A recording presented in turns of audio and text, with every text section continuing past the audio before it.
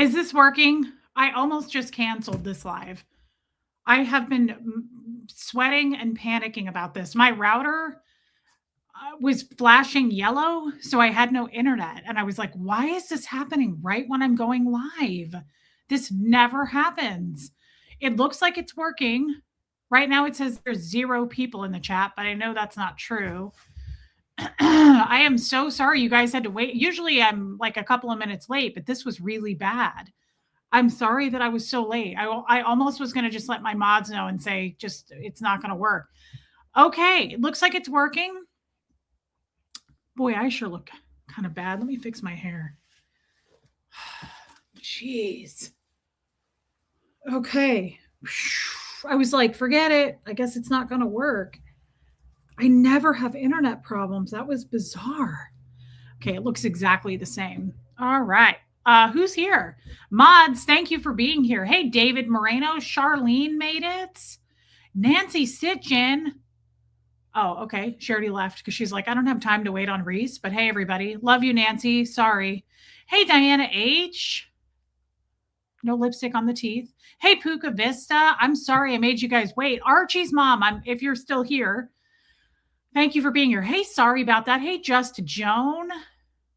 Lilac Lime. Joe Mama made it. Thank you for coming over. Hey, Tiffany Murfitts. Thank you, Tiffany. Hey, look, there's me. I never respond to say anything in the chat. Roddy Mom, thank you for being here. I know you mailed me something. I have not opened it yet. I just got home. Hey, baby Lily Pad, I've been running my mom around today. Debbie Zito, but thank you, and I will open it, I promise. Lexi's here. Sarah Blackshear is here. Is it Celtic or Celtic? I always said it was Celtic, Sharon, but I don't know. I don't know how to say that word. I don't even really know what it means. Hey, Ewa. Hey, Rhonda McNeil. Bohemian Luciferian Witch. Wisconsin Barb made it. Mimi is here. Hey, Mimi. Hey, Renee B. Thank you, Renee B. Hey, Liz Tricks, Buffy. Kim. Reese, I can see you. Okay, good. Thank you, Kim. Cute picture. Armine made it. Thank you, Armine. Hey, Linda, Marie Marion, Laureen. I think it's Laureen. Hey, thank you, Robin W. or Robin Miners, not Robin W. Where is Robin W? I feel like I haven't seen her. She'll probably be in the Zoom, I'm sure. Hey, Margie Barr, Sophia. Thank you, Sophia. Hey, This. West Palm Beach, Lucky. I love West Palm Beach. Hey, Debbie Betts. Carol Ann. There's at least one person in the chat. You're cute. Hey, Jill Turner. Okay, I just feel really off because I was like running back and forth. I was like, is it working? Is it working? Deep breath. Lumen, Katie Kane, Mark Kemplin came back. I missed your show yesterday, but I didn't get scared off. I wish you would have attended yesterday, Mark. Maybe you can catch the replay. Never tell people to catch the replay, although thank you to the replay crew. Let's pull some out over here. But let's balance this, shall we? Good Lord, my hair looks terrible. Mark, thank you for coming back. Please tell your wife hello. Thank you for coming back. Hey, Cheap Chick, you're going to make me laugh forever with your comment the other day. Hey, Jan. Hey, Kim Leaf. Hey, didn't you have a birthday yesterday, Kim? Did you say yesterday was your 70th birthday, I think? Or am I thinking of the wrong Kim? If that's you, happy birthday, and I'm sorry I missed it. Sharon is just fine. She's like, just call me Sharon because you don't know what you're doing. And that's okay. I would expect that out of me too. Hey, Kim is blue. MLG Gamer. Hard C. Okay. Thank you, Puka Vista. Hey, DNV. Where have you been? I love Original Ann. I hope I'll see you at the Zoom Sunday, babe. Hey, Bad Mama C. Case Face. Hey, HBC. Stay classy. So fun talking to you on the boat last night. I tried to scale it back this afternoon. You're pretty dang fun. Reese, and I'm not just saying it because I'm legally obligated to. You are under contract, but no, I know you're not just saying it. I love you. That was hilarious. You are so funny. I thought that was so funny. Thank you for your super chat. And I'm glad you were over on the boat. It was nice to see you. Hey, Donna Cooper, Tennessee girl. Oh, I'm a little bit behind. Danny, 975, Gemini girl. Hey, Monk. HBH, good to see you, babe. Let's see. Thank you, Mimi. Sharon's like, just Call me Sharon because you're a dumb bum. Hey, JR. uh, was I right about her birthday? Did I miss it? Okay, I just caught up. Hey, Tamber June. Still laid out with the cranky panky. I saw that. You have pancreatitis too? Gosh, dang, babe. Be careful. That's no joke. But the fun thing about pancreatitis is you get that hydrocodone. That was some good stuff.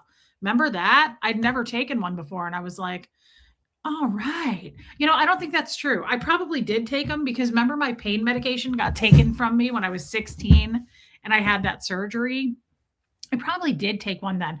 When I had my C-section, they tried to give it to me and I was like, no, I'll just take Advil because I was a really hardcore Scientologist then and I had to do the whole silent birth and all of the steps through that being a Scientologist.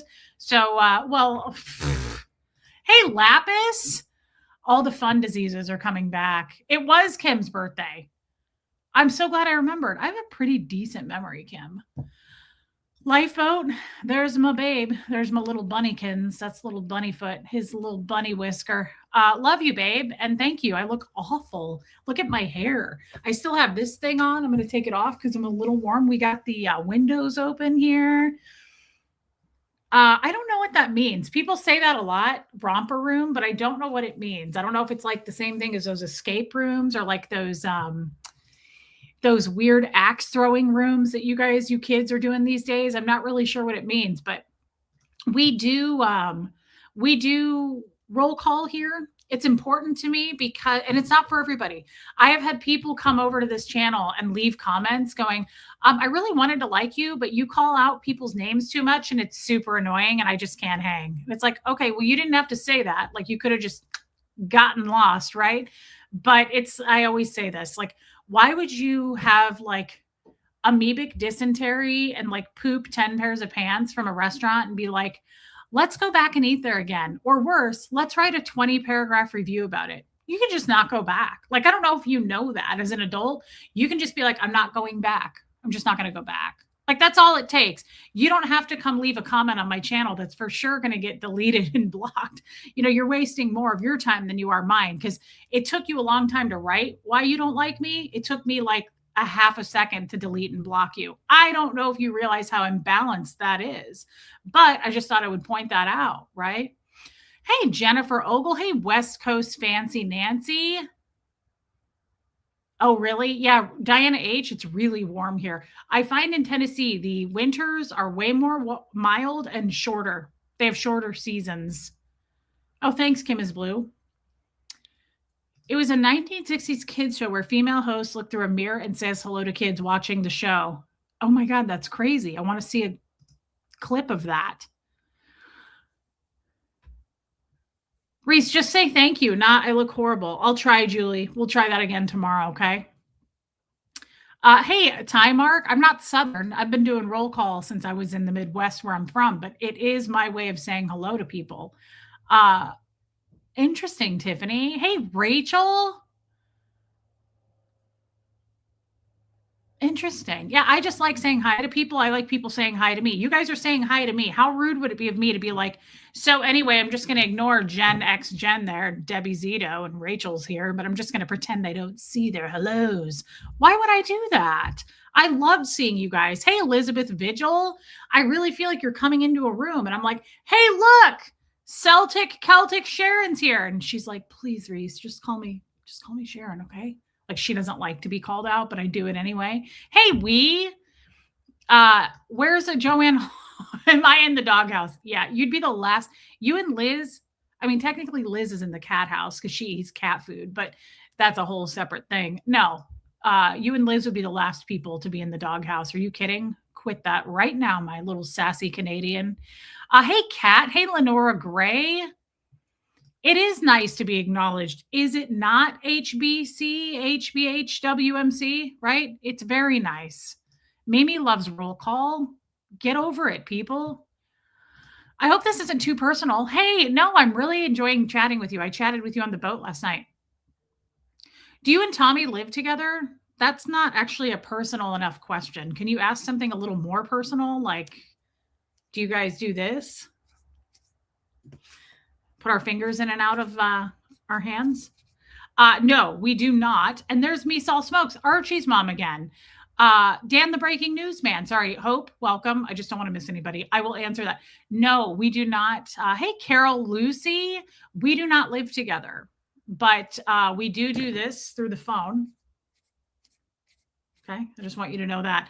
No, we don't live together. I usually go see Tommy. He doesn't often come to me. I have to go to him, which is so frustrating with that beach and whatnot, the best food that's ever been. No, I go visit him. I fly there and, yeah, please up your game. That was not a personal enough question, if you don't mind. Like, can you ask something a little more personalized and specific? Like, if you want to know about, like, I'll stop. I'm going to chase off the new people. I'll stop. But, if there's anything you want to know about, like my fupa, my chalupa, any of that, like, please feel free. This is Friday night, guys. Turn up the heat. Okay. Yeah, no, we don't live together, but I do go see him, I don't know, every few months. And it's really, really, really a fun place to visit. And we have a great time. And we like to, there's a lot of chemistry there, if you know what I mean. There's a lot of chemistry there. So we like to get down. We like to get to it. We like to answer the phone. We like to go to Pound Town, if you know what I'm saying. That's really all we have in common. I'm just kidding. No, I'm just kidding. He's a Cancer man. I'm a Cancer female. No, Tommy and I have a great time together, and I love going to visit him. And I love seeing him, and we have a lot in common, and we're just a lot of fun together. We stream together. We used to do that a lot. But no, there's a lot. I keep saying the word a lot. There's a lot. There's a lot of pizza there that I like to eat. They have delicious enchiladas. I really go for the food, if you want to know the truth. The food. The food is really good there. But I also like to go to Pound Town. Do you throw your knickers in the bushes? Archie's mom, I haven't done that in Ecuador, but I really should make my mark there. Skid mark, if you will. Case face, Tommy, sorry I blew up your chat last night. Reminds me of Elf. Sorry I ruined your life and shoved 11 cookies in your VCR. Now you have to make me do it. I'm going to quote Elf. I'm going to quote the narwhal. Bye, buddy. Hope you find your dad. And then the little penguin that goes, bye, buddy. And then he goes, thanks, Mr. Narwhal. I promise I'll do better from now on. I liked your show and take on Nancy. Yeah, it was nice to see you over there. There's a couple people that have been floating over to the boat. Hey, Riley's human. I like how we share an audience. Do we not? I love that. And I think it's magical. Thank you for your super chat again. Thanks for paying to say that. Yeah, no, it's great. Not the gumdrop buttons. Yeah, Debbie Zito, for sure. Case Face is floating via her wind sail. That was the funniest thing that Cheap Chick has ever dropped on this channel and probably ever will. It was, you can't beat that. Tommy's live earlier was brilliant. I was trying to watch it. I was listening to it in the car. My mother, I was driving her around all day, and my mom, she was listening to him. She was like, no, turn it up. I'd like to hear what he has to say. And I was like, yeah, I don't think you want to listen to this, Mom. And she was like, why? What's he talking about? I was like, I don't know, but I kind of feel like you're not going to want to hear this. No, she enjoyed it. My mom had a good day today. I forced my mother to have a good day today, and it was wonderful. It was one of the best days I've had with my mom in a long time.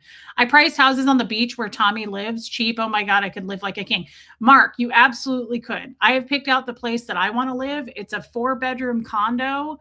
4-bathroom, way too much space for me, but I like more space than not. You know what I mean? I have a lot of clothes, Mark. I got a lot of shoes, brother, a lot of accessories. More room is better for me. Plus, I like to poop in the furthest. I want to poop like where I'm far, far away from everybody else. So I want to be able to have like my own bathroom. And if it clogs, I want to be able to be close to the door so I can pack up my suitcase and get out of Dodge quickly where no one will ever see me again. I will escape into the night. That's my biggest fear in life. So yeah, no, it was, I think, how much was it to buy? It was $700 a month to rent. I think it was around 100 grand, maybe 80 grand to buy. It was incredible. Yeah. Real estate there is incredibly cheap. It's amazing. Yeah. A poop wing, if you will, Debbie Zito. Yeah. So did you and your mom go shopping today? No, no. I had to take my mom. Hey, Leah, I saw you earlier. Thank you for coming over. Guys, I mean it. I'm scaring you off. I realize they're like, this is nothing like Tommy's channel. I'm scared. Like, where's the door? I need to get out of here. I'm frightened. I feel like I'm in a casino and there's no lights, no windows, and I'm just covered in smoke and fog, and I want to get out of here. Rachel just subscribed, and you say that, Rachel, but give it a minute, girl. Yeah, so 80K. Oh, time mark. I have a realtor in Ecuador that took me to a ton of places. There was an apartment 1 block off the beach, and it was for sale for 60,000, and it was $200 a month to rent. And it was beautiful. Like, it was beautiful, but it was a block off the beach. Hey, Deb H. Deb H, are you the one that left me a bunch of questions that I said, let's address that tomorrow? I think it was you. You had great. You also left me a super sticker. Thank you for that. Yeah, just don't be afraid, guys. Don't be afraid. The content is different every day, and we get zesty on Fridays. I get zesty when I ovulate. I get zesty on my period during Shark Week. So basically, I'm pretty zesty all the time. Hey, Nina, welcome in. I love seeing you over here. I'm paying for it right now, actually, Buffy. He just farted. So you like alone time. I do like alone time, Charlene. I am a true Cancer sign. I don't leave my zip code. I really like to, I'm a homebody. Tommy and I are, Tommy is, guys, I've said this 100 times. You think you know a guy, you don't. Tommy is really more of a shut-in than I am, and he's not the social butterfly that he is on his channel. I don't mean that disrespectfully. I just mean I am truly who I am. Like, when I'm in Ecuador, I'm like, hola, hi, hello. Like, I'm saying hi to everyone. I go to Starbucks, I stand in line, and I'm like, I think I have a yeast infection. Have you had one? Can I ask you about my vagina real quick? I just have some questions, and you're wearing a suit and tie and you look like a doctor. Can I ask you something before you order your latte, sir? So I'm very different. I'm very open. I'll chat with anyone. Tommy is not as much like that. He's not, he'll get you. He'll shock you. He's not as much like that at all. Hey, Pat Jonas. Hey, Cheryl R. You're a Pisces, never want to leave my home. So I feel you. Yeah, I don't like to leave the house. Not at all. I love you, Rachel. Thank you for saying that. I don't think I had questions. I was pretty much just speechless. Okay, so it wasn't you, but you are also a Cancer sign. I got that wrong, Deb. You did super chat me, though, I'm pretty sure. And I want to say thank you for that. I commented thank you, but I want to say it live here, too. Yeah, guys, you have no idea. It's absolutely different on my side of the fence. So I like to be alone for sure, but I love the social aspect of things. And I think because I was raised so closed up like a piece of veal, it just has all come out now. And I think it's even weirder, and I think it's even worse coming out of Scientology, because I truly, for the first couple of years, didn't know. Leo here. I haven't left the couch today. Sorry, I was reading her comment. I don't have proper boundaries. And so I'm getting better at it. I'm getting way better at it. But I definitely am open. I'm very open, like very, very open. It's probably best that I be alone, because whenever I am with someone, usually it's my mom, you'll hear almost instantly once I start speaking to a person in public, my mom will go, Reese! And I'm like, okay. Sorry, I spoke. I'm not going to say anything ever again. Thanks, Carol Lucy. It can get pretty crazy, though. Okay, I'll leave now. Scorpio here. Oh, Scorpios are supposed to be good for Cancers, Joe Mama. Don't be leaving unless I scared you off. Then I get it. I don't want to try to keep people. Quick, lock the doors. Mods, quick. Everybody lock the doors. Don't let anybody out. Reese, how would you describe Virgos? I don't know much about Virgos. I don't know the star signs. I just know my own. I just know that I am a homebody. I poop my pants a lot, and I'll talk to anyone about my taint anywhere at any time. Becky, USA, it's good to see you. You're normally on the replay crew, babe. And thanks to the replay crew. Hey, Leslie, I don't do astrology. I just know my own self and my own pH balance and ecosystem. You know what I mean? And sometimes it's not balanced. And sometimes when you see a man in a suit, you think he must be a doctor. And I'm like, sir, may I please ask you about my bacterial vaginosis really quick before you get out of here to work, before you skedaddle? Can I ask you? Oh, oh, you don't work in the medical field at all? Never mind.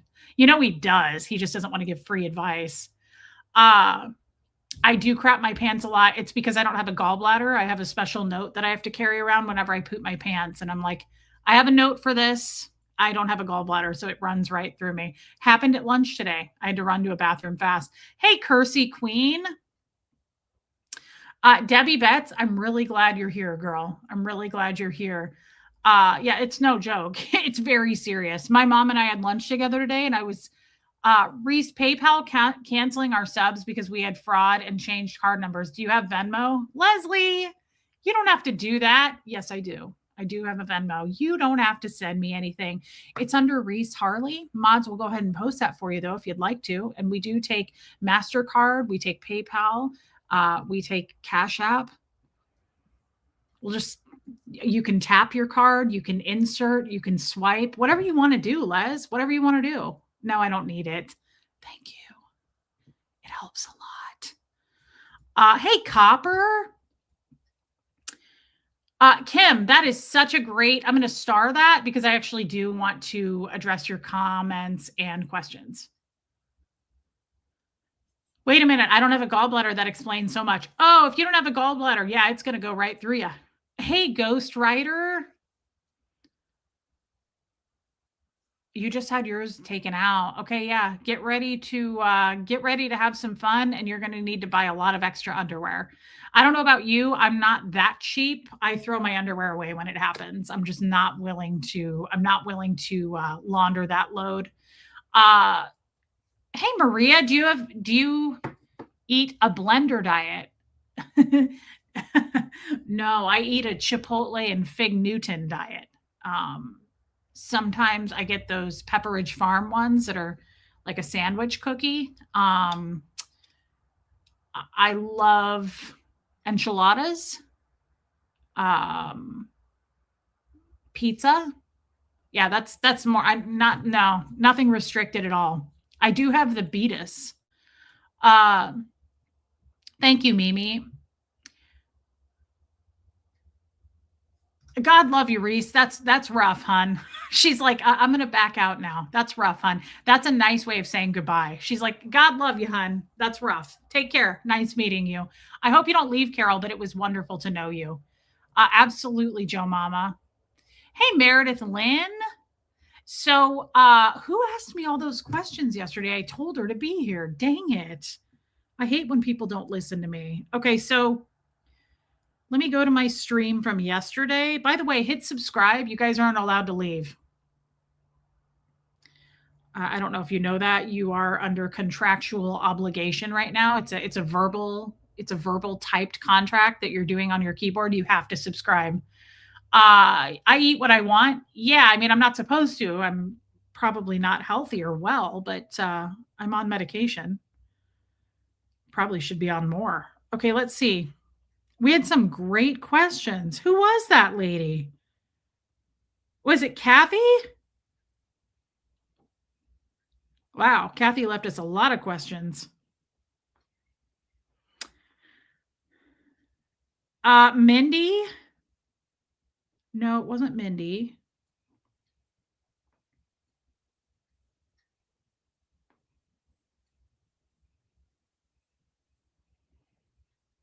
Vicky Hurley, where the hell is she? I told her to come back tonight. She had a bunch of questions. Vicky, damn it, Vicky.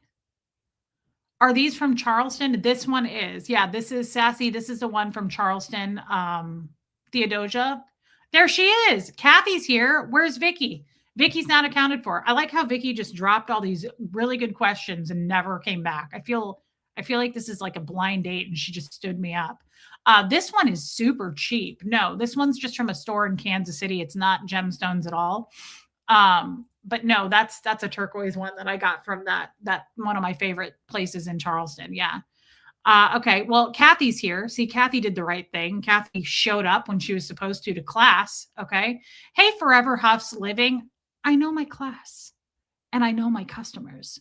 Where the hell is Vicky? Just wanted to say last night's stream was amazing. I learned so much. Thank you for sharing. Archie's mom, I hope you don't leave me just because I'm being annoying and vulgar tonight. I hope that you come back. I know that you don't like that kind of talk. Please stay. Uh, I still have my gallbladder and still crap my pants. What a beautiful thing to say. Thank you, thank you, thank you, Leslie. Thank you, babe. Cheap chick, I love you, girl, and you just made us laugh so hard the other night. What was your question? Hey, Allie, cheap chick, thank you for your super sticker.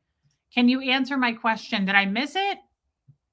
Hey, Southie girl, Tiffany B, welcome in. There you go. See, Kathy, retired middle school teacher. She shows up for class because she knows it's the right thing to do.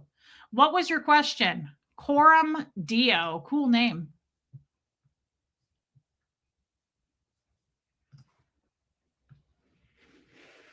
Mods, do you see their question? Pete Taylor, I watched yesterday's Wednesday stream this morning and laughed so much. I love your sense of humor. I love you, Pete Taylor. You've been with me forever. And I know you're never leaving because you can't. You're not allowed to. But thank you for saying that. And thank you for paying to say it. I appreciate your super chat. Okay, I don't know what your question was, but there are quite a few questions. So I want to get into that. I wanted to have a little laugh first, and I want to share one other little laugh. This is just something that you guys need to adopt as your own policies. Before we get into the sadness, you got to laugh a little bit.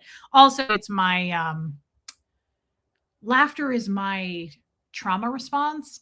I would say growing up in Scientology, I can turn anything into laughter. I was also raised by the late, great George Carlin. So I make a lot of things into really uncomfortable jokes.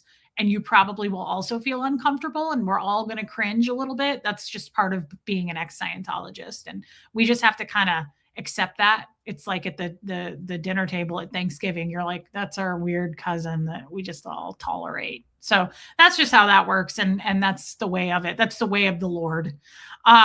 Just figured out my sign. She's a Cancer. She's a crab, reckless, sages, and Cancers get along well. You've only been married for 5 years. Well, it's only going to get better. Cancer signs are amazing, Mark. They really are. Cancers are wonderful people. They're very deep and they feel deep.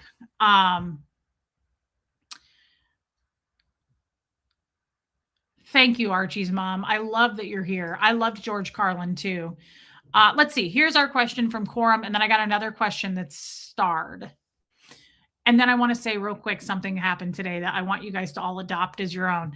Question was in the movie Eyes Wide Shut. Stanley Kubrick, I don't know how you pronounce that, alludes to Freemasonry all over the film. It's also about sex trafficking and occult orgies. Do you believe he may have been alluding to the Jesters? 100%.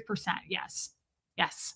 Now, it's a poor man's version of the Jesters. I think like that movie, I don't know. I say that and then I step back and go, am I right about that? I mean, there were Jesters that were presidents of the United States. So I think there's a lot of wealth that comes with the Jester stuff. So maybe, yeah, I know 100%. I've seen that movie at least probably 5 times. It very much alludes to the Jesters. Yes. Yeah. Even down to the parties where they have to wear their tuxedos. He had to wear his tuxedo. Creeping a lot. And thanks for your question. Guys, I took my mom out today. We're going to get into the Scientology speak as well, but my mom is struggling. My stepfather is what's a Jester? A Jester is great question, guys. A Jester is the person that I'm so sorry, Mark. I'm glad you're remarried now, my friend. Jester it's called a secret society called the Royal Order of Jesters. If you Google it, you're not going to find much. It is it's a body that is part of the Masonry. If you know what that is, Masonry is like a really, really, really old group of men only. They have secret stuff they do. They've got secret handshakes. They're really weird. Some of them are great guys. I mean, it's weird because it's so secretive. Anything that's, hey, old Charlie, super secretive is super weird to me. But my last couple of husbands were members of the Royal Order of Jesters. And it's like I say, it's a section that's part of the Masons. You have to be a Shriner to be one. And in a nutshell, they are a very high society. It's a luxury gentleman's organization is what they call it. You have to make a certain amount of money.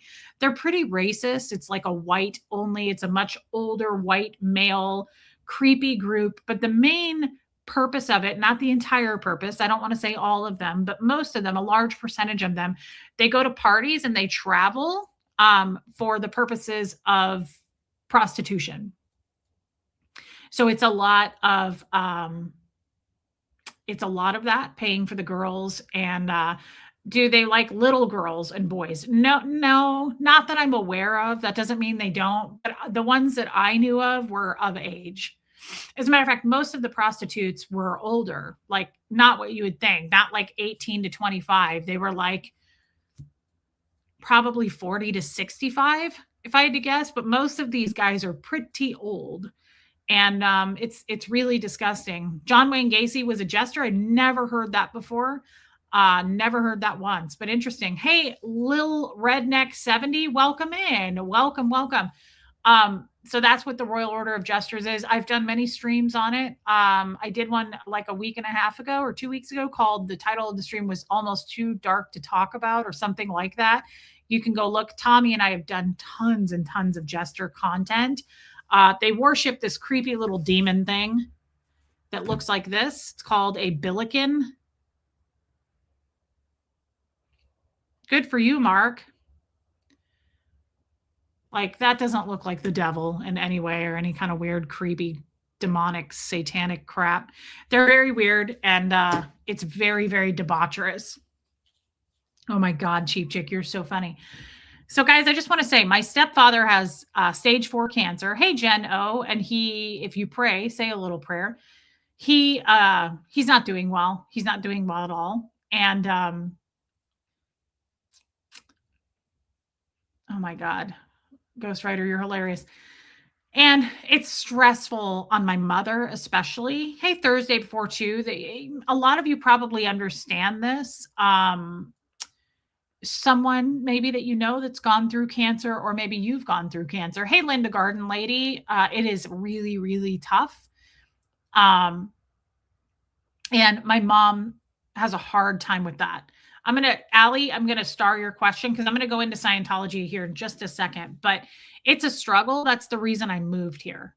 I moved here from Kansas City, and he's just been getting worse and worse. So I moved here hoping to help them out, but they really don't take my help as much as I thought they would. Hey, Jewel. And I just help as much as I can. And today was one of those days. He was not well enough to go. My mom had to go pick up all these medications. And I talked to her on the phone today, and she was like, he's not going to be able to drive. I'm going to have to go do it. And I said, I've got time. I'll take you to do it. So I did. And thank you, Jeno. You're a smart, caring, tough, pretty person. And don't try to tell anyone different. Really glad you're here for your mom. Thank you, Julie. And I'm just saying thank you. Thank you for saying that. That's very kind. Yeah, Rachel, Sandy, a lot of us understand cancer. Like, a lot of us at least know someone who's struggled or suffered through cancer. It's horrific to watch. Thank you, Archie's mom. Hey, Luke Graham. It's nice to have you back. And anyway, I took my mom today, and I thought I was just going to be running her to get these prescriptions. And she was like, I need to go to the grocery store. And I said, okay, I'll take you to the store. That's totally fine. Like, I was like, whatever you need done today, because he does the driving. I said, I will take you. Yes, Kimberly Jacobs, for sure. And so I said, just relax, Mom, just relax. Like, whatever you need, I have time. I can take you today. So we go get the prescriptions, and she's like, do you want to get something to eat? And I said, I'd love to. Like, if you have time, I have time. And we go to a restaurant. And before we get there, my mother is very tense, right? She's very uptight. And understandably, her life is cancer, like everything cancer. And I understand my life to a degree is that as well, just because I'm having to help with certain things that I don't do as much as I thought, but I still do stuff for them. So, and my life is cancer because her life is cancer. So she tells me everything, and I know about all their appointments and what I need to do and what, all that. So I say to her today, I said, Mom, something my therapist says, I said, because I never want to tear my mom down. I don't ever want to make my mom feel bad about herself. I don't want to make anybody feel bad about themselves.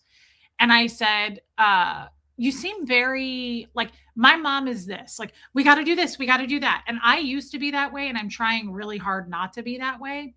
So I just said to her, I said, Mom, we have plenty of time because I'm driving. And she goes, oh, the traffic. And I said, We got plenty of time. Okay. I was trying to relax her. I was like, we have plenty of time. We have nowhere to be. It's okay. And she was like, okay. And she's just, you can tell she's just intense, right? Like her mind is constant. And I said, I got to tell you something my therapist says, because I think it would really help you. And she goes, what's that? And I said, my therapist always says, when stress goes up, self care needs to go up. Thank you. I am Sam. And she goes, what does that mean? And I said, well, it means whatever it means for you. Self-care is subjective, right? Like I've said this, if you're a billionaire, self-care might be to go to your private island, right? But if you're not a billionaire, like someone like me, self-care could be taking a nap, making some nachos and laying on a heating pad. Sitting there and feeling sorry for yourself while you eat some Haagen-Dazs. Hey, Megan Roberts, hugs to you. Hey, baby steps, prayers for your dad. Just catching up. Leak is fixed. Good. So now I'm lining the cabinet under the sink. Oh my God. Well, I'm glad that that got fixed though, babe. And thank you for being here. Thank you for your super chat. And so I said, Mom, self care could mean anything. It could mean a really hot shower for an extra 10 minutes. It could mean a nap. Like I said, it could mean hot chocolate. I don't care what it is. It could be literally 5 minutes of just breathing and going, I'm okay. I have choices. I'm good. Scientology does not understand self care. And my mother was a Scientologist. You got to keep that in mind. And so it could mean whatever it means for you. If you do yoga, if you take a walk, I don't care what it is. The point is, it's just something you're doing for yourself. You're identifying that you go, I'm checking in on me. Am I okay? Good. I have choices. That's how I think of self-care. A mani-pedi, sure, that can get costly. So I'm just trying to think of like, for me, a lot of times self-care is I put my dogs in the car and I go up to my parents' farm, and I try to do this every day because I really do worry about my health more than I ever have. And so it's a win-win. My dogs get to go run around and I go and I walk, and I often just have a conversation with God while I'm walking. I'll try to play some music in my pocket while I walk, and I just think about my life. I don't look at social media. I don't check my numbers. I'm not doing anything. I don't answer texts. I'm just like, I'm going to talk to the universe for a minute and just check in with myself, right? It could mean visiting Reese on YouTube. You're cute, Original Ann. Hey, Angie Mo. So my mom, great question, Kim. So I'm dragging this out, but I take my mom and we go to lunch. And my mother used to drink. She doesn't drink anymore, except on special occasions. She'll have a glass of wine. And it's funny because my mom's like 110 pounds. Okay. She's tiny and she's 70. And she used to have a fun time having a drink. I don't drink and I never have. I've never been a drinker in my life. And she sits down at lunch. We went to First Watch. I don't know if you guys have those, but they're kind of all over.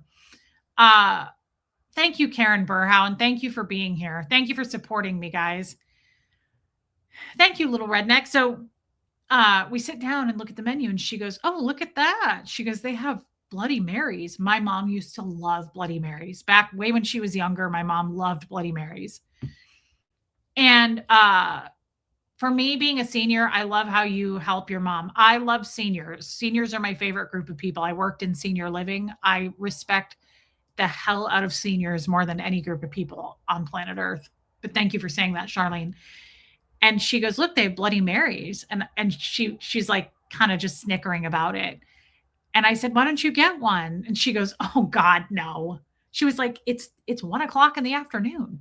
And I said, so get a Bloody Mary. And she goes, it's $10.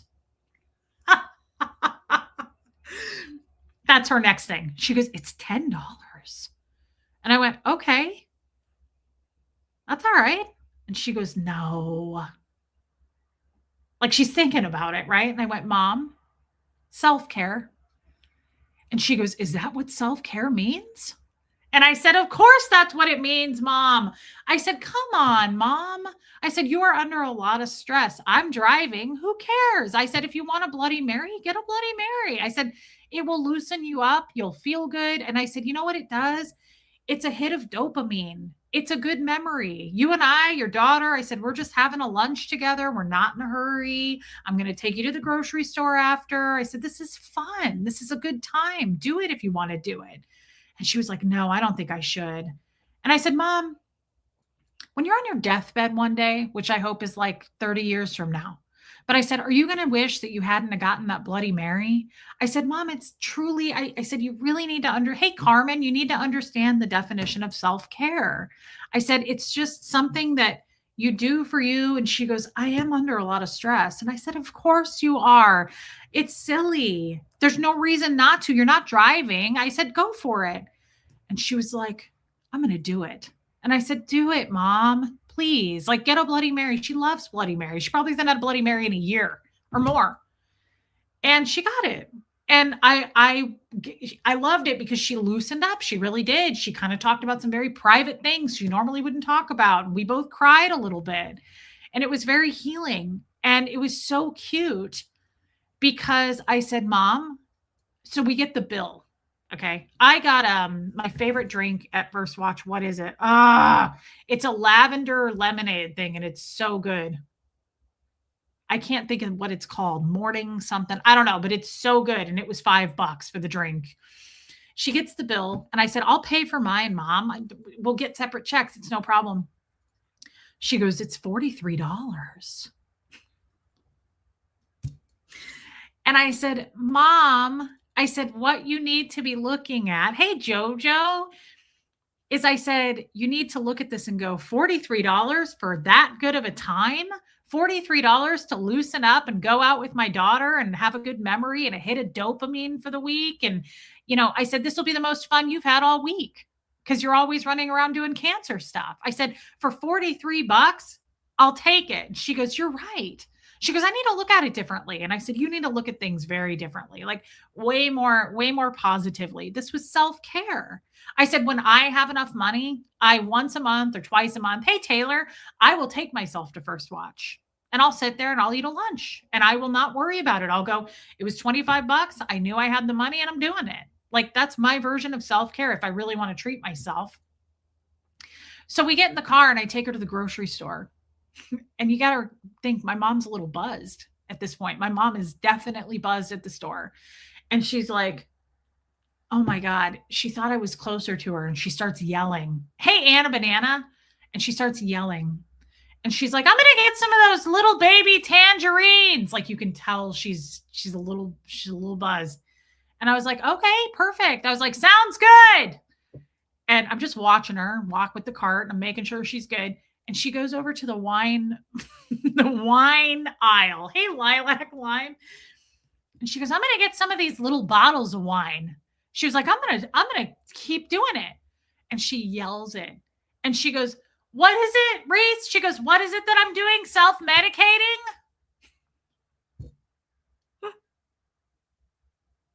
And I said, "Yeah, Mom." But I said, "We actually changed it to self-care." But yeah, it's pretty much the same thing. I was like, "Yes." And she was like, "Good." She was like, "I'm going to get a couple of these little boxes of wine." And I said, "You do that, girl. You get that wine. Do it." Like it was, I created a monster. Yeah, Leah, I would. But it's just, that's a cute little story. And my mom needed it. Honestly, I needed it. It was so cute. We got ready to leave, and I got to get her buzzed a little more often because she was throwing out the Benjamins. She was like, "Let's fill up your car with gas." I was like, "Oh, really?" I was like, "Yeah, all right. There's a gas station nearby." I'm 41 years old and I'm supposed to be self sufficient, but I was like, "Absolutely." Sadly, it was only $12 worth of gas because I had almost a full tank. But still, I was like, "Hey, Mom, is there an Anthropology nearby? Let's go in there." I was like, "Let's go check out. Let's go check. Let's go shopping." No, I didn't have time for that, but it was really cute. It was so funny. She was like so far away from me. I was over in the cookie aisle and she was like, "What are we doing?" She was like, "Self-medicating?" I was like, "Yes, Mom. You're self-medicating. Good for you, Diane. Do it. Do it hard." So guys, let that be a little lesson to you. I'm not kidding, by the way. Did I miss What the Fox? Did I miss you? Thank you for gifting another membership. What the Fox? That was so nice of you. Copper became a member. I love Copper Tropicals. Thank you for being here, Copper. And thank you for being members, guys. I miss my mom. Exactly. Little Redneck. We have a lot of people who don't. Yep. Right here. I enjoy your mom. I miss my times like this with my mom. I cherish these times with my mom. Guys, my mom and I have not always had the best relationship. If you watched yesterday's stream, A lot of you, Jojo, a lot of you were like, "Why did your mom leave?" So if you can understand, it's kinda like my sister now. We were all split up when I was so young that my mom and I, we have a great relationship now, but it's definitely more like a friendship. It's not a mother-daughter thing at all. It's not a mother-daughter. It just isn't because I came around when I was 18 into her life and things were just different. So now I lost a lot of time with my mom. A lot of that like important, probably bonding time with my mom, I didn't get to have. Uh, yeah, time arc. I'd love to have my mom on for an interview. You guys have seen her on my streams every once in a while when we go shopping. But my mom, I really wish, so my mom is old school. She's that generation. I don't think she believes in therapy, but I think therapy would benefit the hell out of my mom. And as you know, I've been in therapy for years. So every once in a while, I'll toss her a little nugget and I'm like, "Hey, mom, I learned this in therapy." And she'll be like, "Really? Huh. I should do that." So, like, I at least try to, I do that with my son too. He's in therapy too, but I'm just like, my therapist says this. If I find something very valuable, I share it here too. And a lot of you have said, like, Reese, ever since you learned that in therapy, it's helped me. Yeah, Meredith Lynn. And she had a good day today and it was just really nice. And anything, guys, life is hard enough. It's hard enough. I shared with you yesterday my most vulnerable state. That was a tough stream for me, but it felt so good by the end because we're all just kind of getting through it. And I don't believe in making it harder for another person. That's why I think it's absolutely insane, especially the people who hate me who pop in and go, Reese isn't a victim. Like, it's really junk and garbage to minimize somebody's story, somebody's trauma. Hey, Alana, somebody's tragedies that they've been through. It's really gross and it's a reflection on those people. Life is hard enough. Like, we don't need to make it harder for people.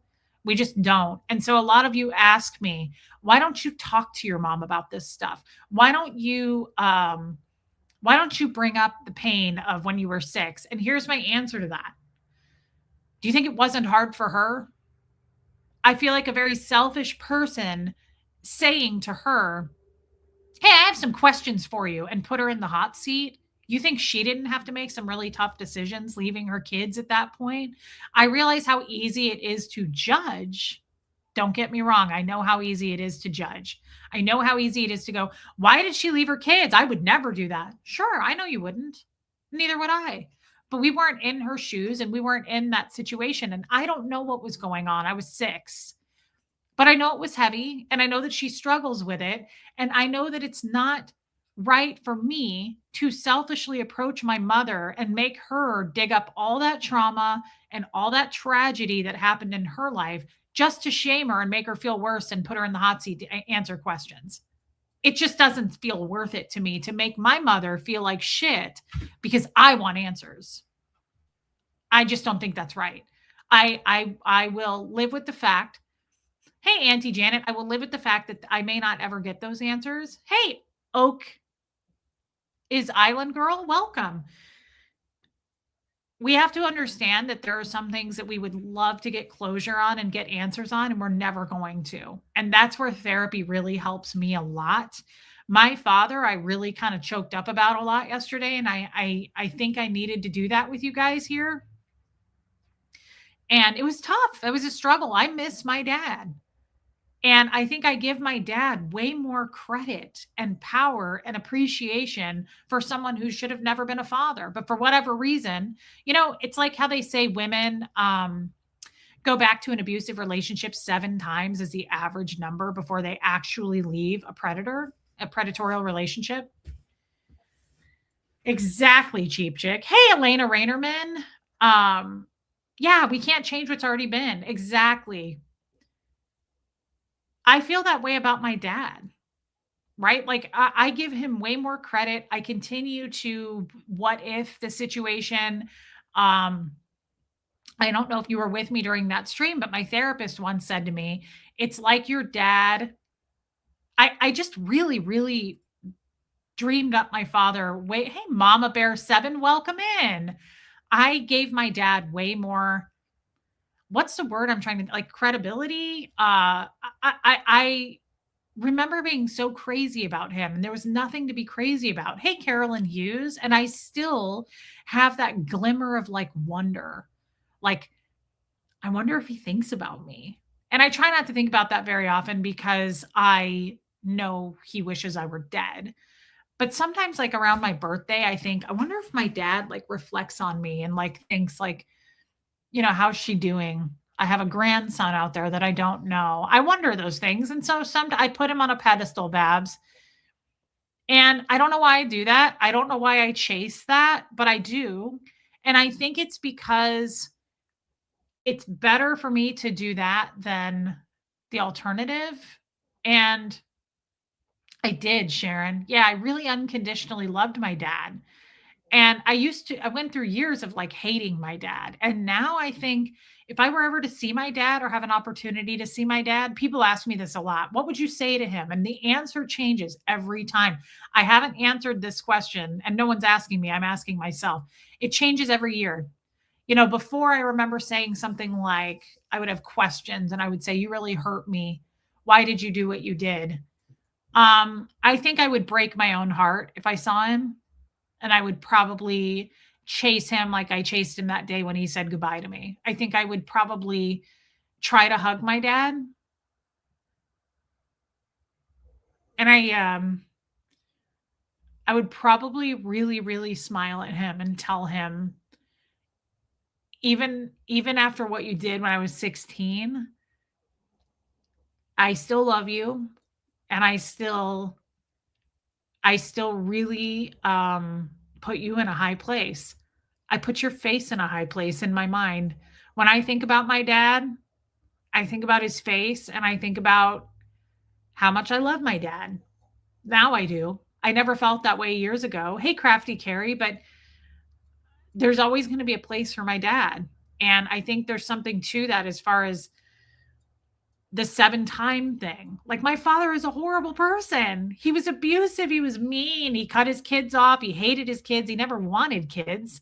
I don't know why I can't see the light. I don't know why I'm the woman that keeps going back to an abusive situation, but I feel that way about my dad. I would say I still love you. I still believe in love, and I still love you. And I think I just realized something because someone asked me this, and I want to answer this question. I started. If she's still here, Kim, this was a great question. Mama Lilac, welcome. That's literally the very definition of compassion, Reese. How you don't want to re-traumatize your mom. I have a similar family dynamic on the heart. Oh, the heart hurt of it all. Thank you for sharing this. Mama Lilac, thank you for saying that. Thank you, Mama Bear. I'm really glad you're here. I just don't want to hurt people. I don't want to traumatize people. People are carrying so much pain. You can see it if you look. All you have to do is look, right? My story yesterday is no different than any story, really. I mean, oh, Kim is still here. Good. It's no different. Everybody grew up with some kind of abuse or trauma or loss or pain of some kind. And why in the world would you want to hurt them with that story, minimize that story, make it worse for them, cut that wound back open? I don't know why anybody would want to do that. And that's one of the reasons I'm pretty damn naive with people. And I'm like, everybody's a good person with a good heart. No, they're not. And now I'm trying to just not. I'm like, I can't talk to anyone because I can't trust that you're not going to weaponize everything against me. Because a lot of people have done that since I got out of Scientology. They're like, let me be your friend, Reese. And then it just turns into something awful. And I'm like, man, that's the only thing I've said this I miss about Scientology is people stab you from the front. You know when you're being thrown under the bus. They do it in front of you. I miss that. I miss that a lot. Thank you, Myra Myrtle. That's very kind. Tennessee girl, Reese, this is a coping thing for you. And as long as you understand the reality, it's okay for you to your own well-being. If you have, I understand the reality. Thank you for saying that though. Yeah, I understand completely the reality of what my father is and where I stand in his mind and how I'll never see him again. But I just choose to look at it like he's going to die at some point. My dad's 78 years old. He's not going to be here another 30 years. And I'm going to choose to feel love about my father because I know what it feels like to feel hate. And that's awful. You're carrying that. It's like saying, it's like expecting someone to die and you drink the poison. That's what hating someone is. I don't want to poison myself. So I'm just going to, and I miss my dad. So it's authentic, it's real, it's genuine. But I'm not, don't get me wrong, Tennessee girl, I don't have starry eyes about it. I'm not like, maybe I'll see him one day. Like, no, that's never going to happen. Hey, Lachlan, you made it over. We have a lot of Australians. Lachlan, you are in good company. We got a lot of Aussies. My main demographic are people in California and Australia. Kind of wild. Thank you, Julie. Exactly, Babs. So I want to answer after leaving Scientology, do you believe in God? That is such a good question. Please don't run out of the chat. I'm not going to push this idea on anyone. It's not going to get weird talking about God. So just chill out for a minute because I want to respect everybody's beliefs here. And I understand not everybody has the same beliefs. Okay. Baby Stuff says your father is a horrible person, but there was something that made him write your baby book. That is the part of him you love and want to connect with. Yeah, that's right. Hey, Jamie. No, it's not ending at all. Elaine McKenzie, thank you for being here, Elaine. And baby steps, you're absolutely right. You're in my head about that. That's how I feel. And thank you for your super chat again. Elaine, oh, cute picture. Cults fascinate me, the psychology of it, but it is sad. I'm 20 years estranged from my dad. I'm so sorry, my friend. You're in good company. Thank you for being here, Elaine. Thank you. I hate the sin, love the person. Mark, great point. So after being in Scientology, I don't know, and I'm not going to speak for, I don't like to speak for ex-Scientologists, other ex-Scientologists, but to my knowledge, hey Kimberly, there are no other ex-Scientologists. No, there's one, Amy Scobie. I take that back. And I could be wrong. Hey Cupcake, welcome in. There's not a lot of ex-Scientologists who turn to God that I'm aware of. And God is, like I said yesterday, God is non-existent in Scientology. Now, the PR version of Scientology, if you go Google it or look on Scientology's website, they're going to look at you and go, oh, of course, we have Catholic Scientologists. We have Jewish Scientologists. No, they don't. That's not a real thing. Thank you, little redneck. It's not a thing. And they don't. And they mock God. I could not ask questions about God. I tried to ask questions about God a handful of times in 38 years in Scientology. I got shut down. Hey, Marisa Robertson, it's good to see you, babe. I got shut down. People laugh at God. God is a joke in Scientology. It's definitely a no-no. Thank you, Elaine. That is nice to say. Thank you. And so I remember asking, hey, Holly, I remember asking my father when I was very young about God. And I mean, very young. I was probably 6, 5. And I remember him like getting mad at me for it.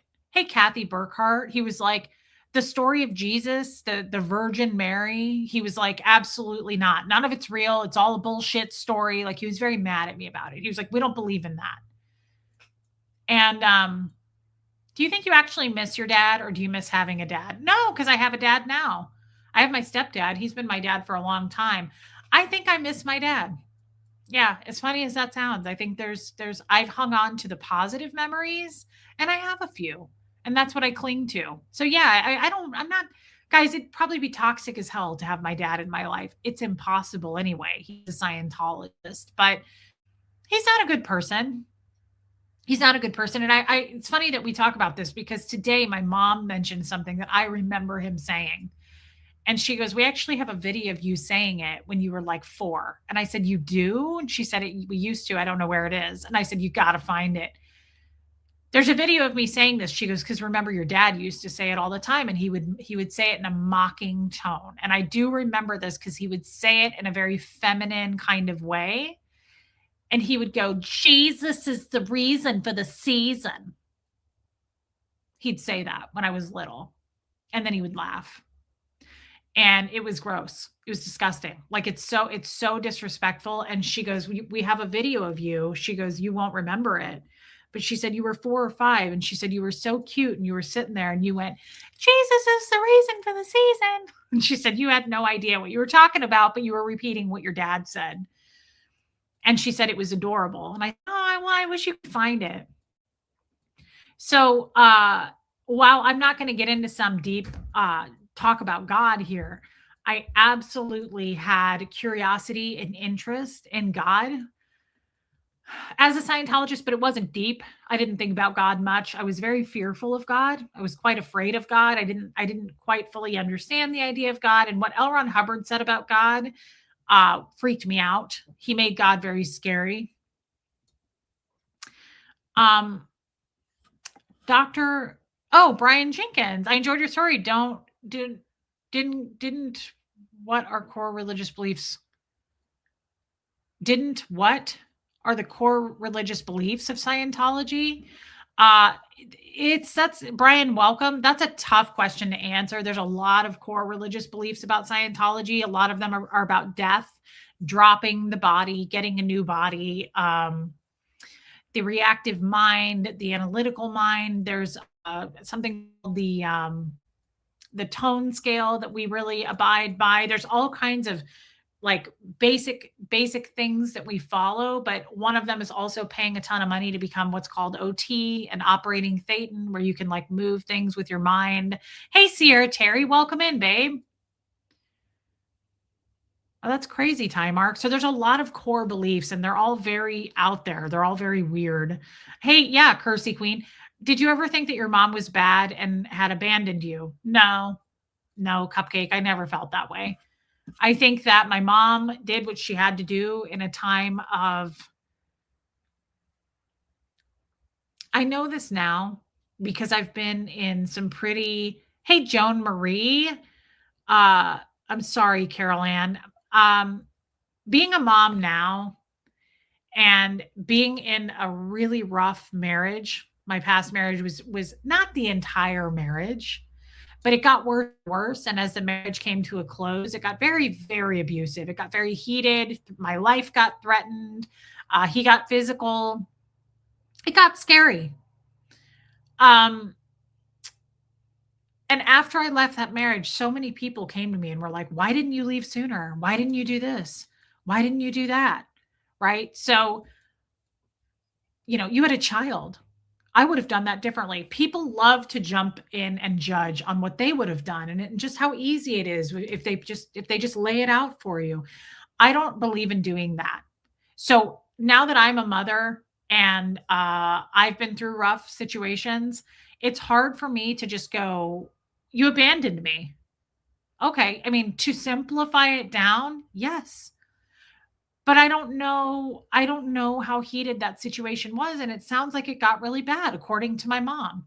So that's all I need to know, because I can tell you I don't like when people do it to me. I really hate it when people take a situation that was super heated, super traumatic, super scary and go, "Well, why didn't you just leave?" I would have just packed up my car and left. You had a kid, right? Like, that's garbage. You weren't there. To me, that's very similar to being like, "Okay, so you weren't really raped. Stop saying you were raped. You weren't really raped." What?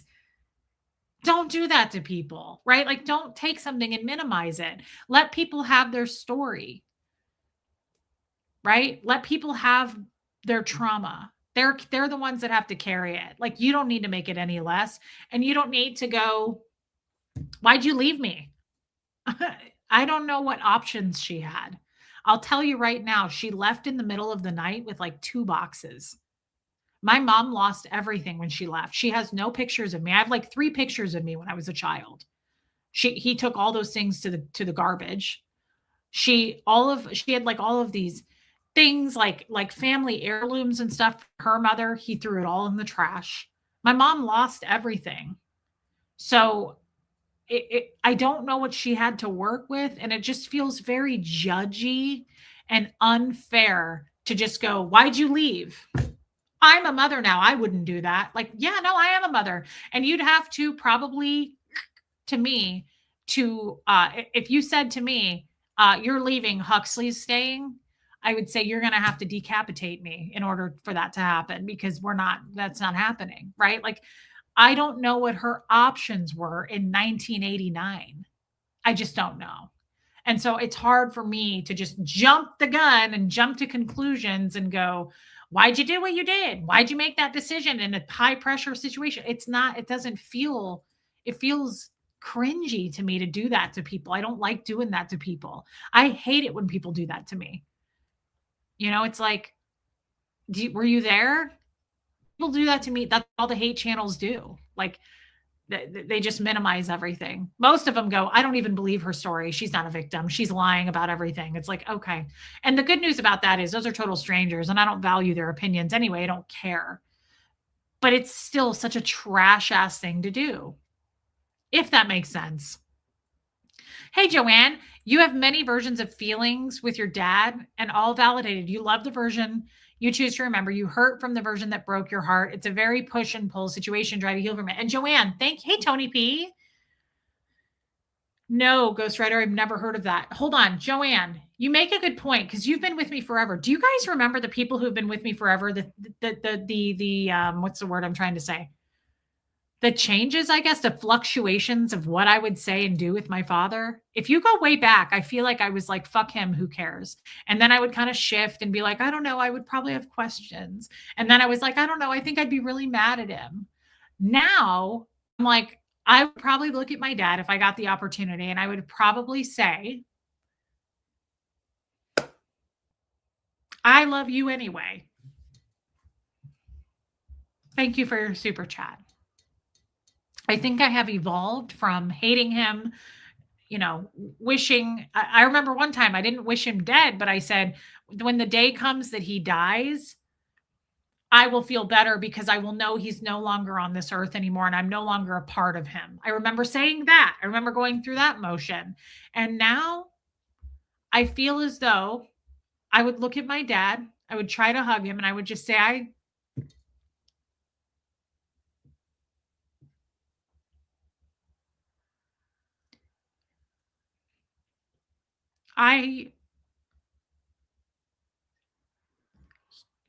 you broke my heart, but I have been chasing you my whole life. So it must mean something. And I love you anyway. And I'm just going to swallow all of that and just tell you I love you. And we probably don't have much time because so much has passed. And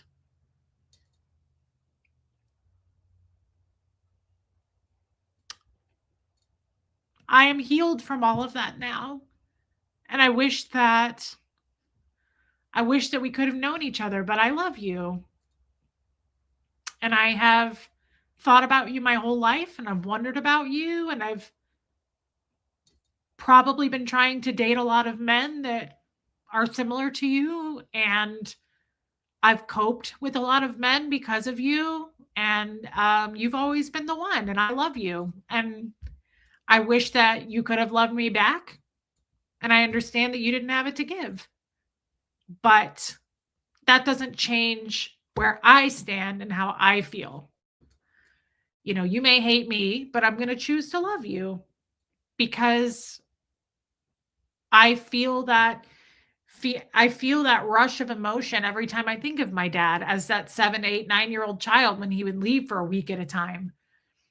And I would watch his truck pull into the driveway and I just would get this like rush. I would get this surge of like, my dad's home. And he did not deserve that. Right? He didn't deserve it. But I would come to the front door and I'd rush down and he would go, back off, back off, back off. Leave me alone for a minute. I just got home. Please let me breathe. And I would get so embarrassed, but I still had that rush of emotion. I still loved him anyway. That's what I'm trying to say. And he did it to me every week. He would come home. He'd go, back off, please, give me some space. And I would shrink and I was so embarrassed. I just felt so rejected. But it doesn't change the fact that every week he came home, I would rush down into that. So there's love there from me to him, right? And that means something to me. whether he can produce that feeling or not, I can. I'm full of love. I always want to connect with people. I love people. I'm pretty forgiving of people and their qualities and what they do to others, watching all of that unfold. But I think to answer the question, I not that long ago found God. I very much was curious about God, and my life has changed ever since. And I struggled and struggled and struggled, and we do them every once in a while. We do these religious streams, and I always what am I trying to say? Trigger warning it. Like I always say, like, we're gonna do a religious stream on Wednesday. Don't come if you don't want to come. Like I want to make sure people don't feel violated. I don't want people to feel like I'm pushing things on them. I do not like and I do not believe in pushing beliefs on people because I was a Scientologist and that shit was shoved down my throat. So I'm very sensitive to that. So when someone used to come up to me and be like, "Do you know the Lord?" I'd be like, "Holy shit, get out of here. You're scaring me. Like, don't do that. It freaks me out." Um, what does Tommy think of my dad? I think Tommy hates my dad. Yeah, I think Tommy definitely hates my dad. Um, your father is a horrible person, but there was something that made him. Yes, baby steps. I'm sorry. I saw that you just super chatted and I thought that was it. Thank you, baby steps. I'm going to read that. Elaine, I was horrible to my mom for years for keeping us in a situation until I became a mom myself. She was just as human. I love that, Elaine. This is why I would never go back to my 20s or 30s because I really believe it now more than ever when women tell me. Thank you, Yadira. Wisdom and experience, right? Like we're all just trying to make it. And once you can see someone else's eyes and try to give a little grace and go, they made that decision based on the tiny amount of options they had at the time. Cut them some slack, for God's sakes. I get so tired of people being like, why'd she do that? Because she had no other options at the time, I'm assuming, right? Like, I don't think people just do stuff because they want to be horrible. I mean, of course they do if you're John Wayne Gacy, but most of the time, Leslie, that is very kind, babe. You don't have to do that. Thank you, Leslie, for the super sticker. People see and judge it from their current position, never giving a thought to what the reality is for a person in the chaos. My heart breaks for you, past, but jumps for joy for your future. Yes, thank you for saying that. I was just going to say this too. This is interesting right here. People don't give a thought to what reality is because they're only seeing it. And thank you for your super chat, through their eyes. Do you ever notice that? People are not really willing to see things, step into someone else's viewpoint and really try to look at it that way. They're way too one-sided. This is similar to like my husband that died. I'm not trying to get weird, but I can feel him. I know he's around. I still feel his protection, right? And when my father, my stepfather, who's sick, passes, I was telling my mom this today because my mom is very in tune with the universe. She feels stuff, she sees stuff all the time. And I said, Mom, you know, he'll never be gone. He'll be around. Like, of course, he's not going to leave you. I don't know what happens when you die. I don't know about heaven, but I do believe that like our loved ones can be with us forever. I don't think people are ever really gone. And so I think there are people who feel that stuff, who believe in that stuff, and are more open to believing in that stuff. There are people who are very closed off and like, he's dead, he died, he's not around anymore. Well, that's a shame, right? Because I don't feel that way about Fred. I'm like, Fred's here with me. I feel, I say hi to him every day. I thank him and all of my guardian angels every day for protecting me, right? That's just me. But what I'm saying is I'm open to feeling out what other people might be going through. And some people are way too closed off for that. And you have to meet people where they're at.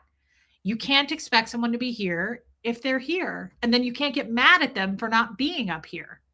You can't be like, I'm disappointed in you. You were supposed to be up here. Nope. You're going to have to lower down to where they're at.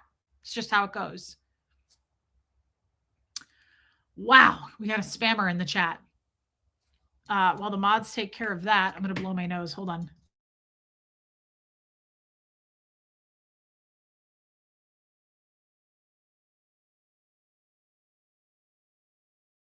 That's all I've learned. Whew, wow. Got it. Thank you, mods. Does my mom believe in God? I think so. I think so. But here's the point. And I'm not going to go into some deep God talk. I'm not going to do that. I don't want to make anyone uncomfortable. And please, please, please, hey, Kevin Conklin, please know that I would never shove my beliefs off on anyone or say, you should do this too. But I love that mama bear. I had a very strong interest in God, like starting like a year ago. I had a strong interest in God.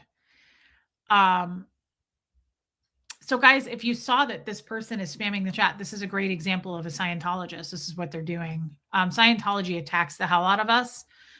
They don't want me telling the story. They don't want me talking about it. And that's why I get so much hate. That's why Tommy gets so much hate. It's by association. It's not that it's not working. It's that they have different accounts. We must be doing something big. It's true. Leslie, so notice we're doing a Scientology show and you got this coming in. My mods are the fastest mods in the West. It's amazing how motherhood can change things. Yes. For me, it revealed that my mom wasn't great. She wasn't evil, but I used to think I was the problem. Yeah, motherhood can go both ways there, can't it, Alana? For sure. Thank you for sharing that. Yes, girl, I get it. And I love you. Thank you for your super chat. Yeah, there, guys, this is just a good example of Scientology not wanting to silence us. See this? They're wanting to silence us. Mods will take care of it. It's okay, everybody. I feel like we're on a cruise ship right now. And I'm like, we're just going to be going a little bit to the west. There's a little bit of we got a storm coming in. Everybody calm down. Everybody get your life jackets on though, just in case. Put your mask on before you help your kid. Okay. Hey, Osa, welcome in. Yeah. See this? We're doing something right, though. Katie Kane. Anyway, the point is, and I want to answer your question. The point is, about a year ago, I started having an interest in God. Nobody asked me to have an interest in God. This was my own curiosity because I turned 40 and I was like, I'm curious about God. I've never been able to ask God questions. And I'll tell you something. I have been frustrated my whole life about the concept of Jesus. God always scared me. Jesus frustrated me because I was like, what does it mean? Like, what do you mean he died for our sins? I could not wrap my mind around that. Chef Brian. Yes, I agree, Chef Brian. Nice to see you, sir. Chef Brian intimidates me. Thank you for being here, sir. Thank you for your service. But the concept of God freaked me out. But the concept of Jesus really would frustrate me. I was like, why does everybody understand this except me? I didn't get it. And Charlene, what do you mean? Yeah, they're mad. They don't want us talking about Scientology. So I started wondering about God. And I'll tell you, my husband that died always used to say to me, he was the first person that would put me at ease about God. I was Chef Brian, I love you, and your wife. Caps for a reason, you idiot. Just Joan, you're hilarious. I was very curious, and I started wondering about God, and I started slowly talking about God here. And I was like, what if there is a God? Like, what if there is, what if I'm not alone? What if I'm not the one that's in charge of my life? Like Scientology is what did you do to pull that in? Why are you sick? Like, I'll tell you, I'm diabetic and I couldn't go to the doctor for years. I had uncontrolled crazy diabetes for years in Scientology because they didn't want me to go get it checked by a doctor. So they just kept giving me auditing. They kept putting me on the cans and doing assists on me. And I got so to the point where it was so bad that I was at work every day and I was like doing stuff in Braille. I was having to hold on to walls. I was holding on to shelves. I was so dizzy. My sugars were so high that I was like, oh God, I feel like I'm going to faint. Like I was constantly like this. And I couldn't go to the doctor. They just kept getting me more and more auditing. And they were like, what did you do to pull this in? What's wrong with you? And then I started getting horrific yeast infections because the sugar was so high. It was so bad. Yeah, like Tori with her seizures. Yes. So I finally, years later, went to the doctor after I had gestational diabetes. And I found out I had horrific uncontrolled diabetes, right? My A1C was like, what was it? 12.6, 12.4, something like that. My fasting sugars was like 360, 356. What is auditing? It's just Scientology's version of counseling, but they put you on this lie detector test to do it. And so, yeah, a lot of Scientologists die of cancer, no treatment. Correct. So the point is, once I found out I was diabetic, right? I got in big trouble for that. It's kind of like when I was 16 and those two men sexually grabbed me, groped me. The one shoved his tongue down my throat and put his hands up my shirt. I got in trouble for that. What did I do to pull that in? So if you try to weave into the tapestry here what I'm talking about when it comes to God, I started to question it and go, what if I'm not in charge? What if I'm not pulling all this stuff in? Like, what if I'm not alone? What if there is a God? What if there's somebody I could talk to? Like, what if it's not scary? So my husband, Fred, who died, he was a big believer in God. And he would always say to me, he was super, super old, and he would tell me what to do if he died. And I would always go, Fred, I don't want to have this conversation. And I'd start crying and I would go, please don't do this. And he'd go, honey, it's no big deal when you die. And he would say, when God pulls your name out of the hat, you just go home to God's house. I'll be waiting for you. Like, he would always make it this like jolly, light.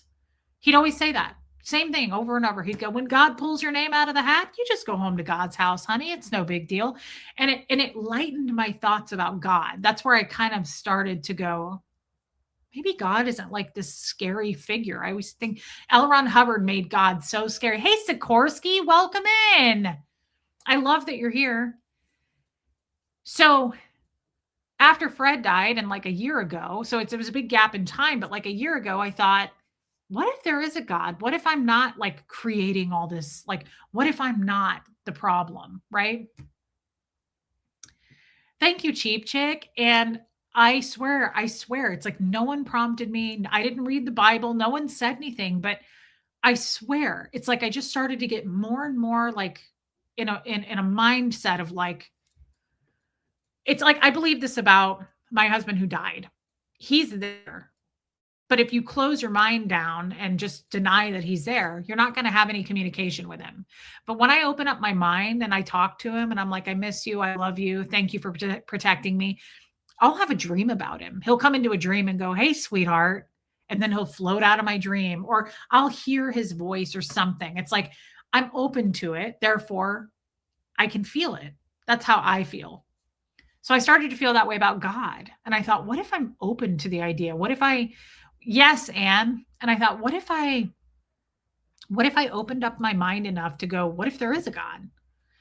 And I swear it just organically, I just had this, it happened. I think I was in my bedroom and it was, I don't know, close to a year ago. I'm going to star your comment, Julie, because I'm starring questions. Thank you. That is so nice, guys. Thank you for being so supportive. That is very kind. I mean that. It's very helpful to me and my son. I just felt this like powerful thought. And I felt, I knew it wasn't me. Here's how I know when Fred talks to me, because it's literally like a sentence or a thought or an image or a concept that comes into my head and it's not mine.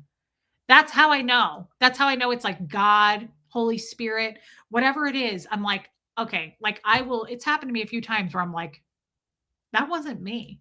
Like something just came in and crossed my mind. And I think it's probably more the Holy Spirit from what I've learned about it. I don't know much about it, but I got this idea. I got this like,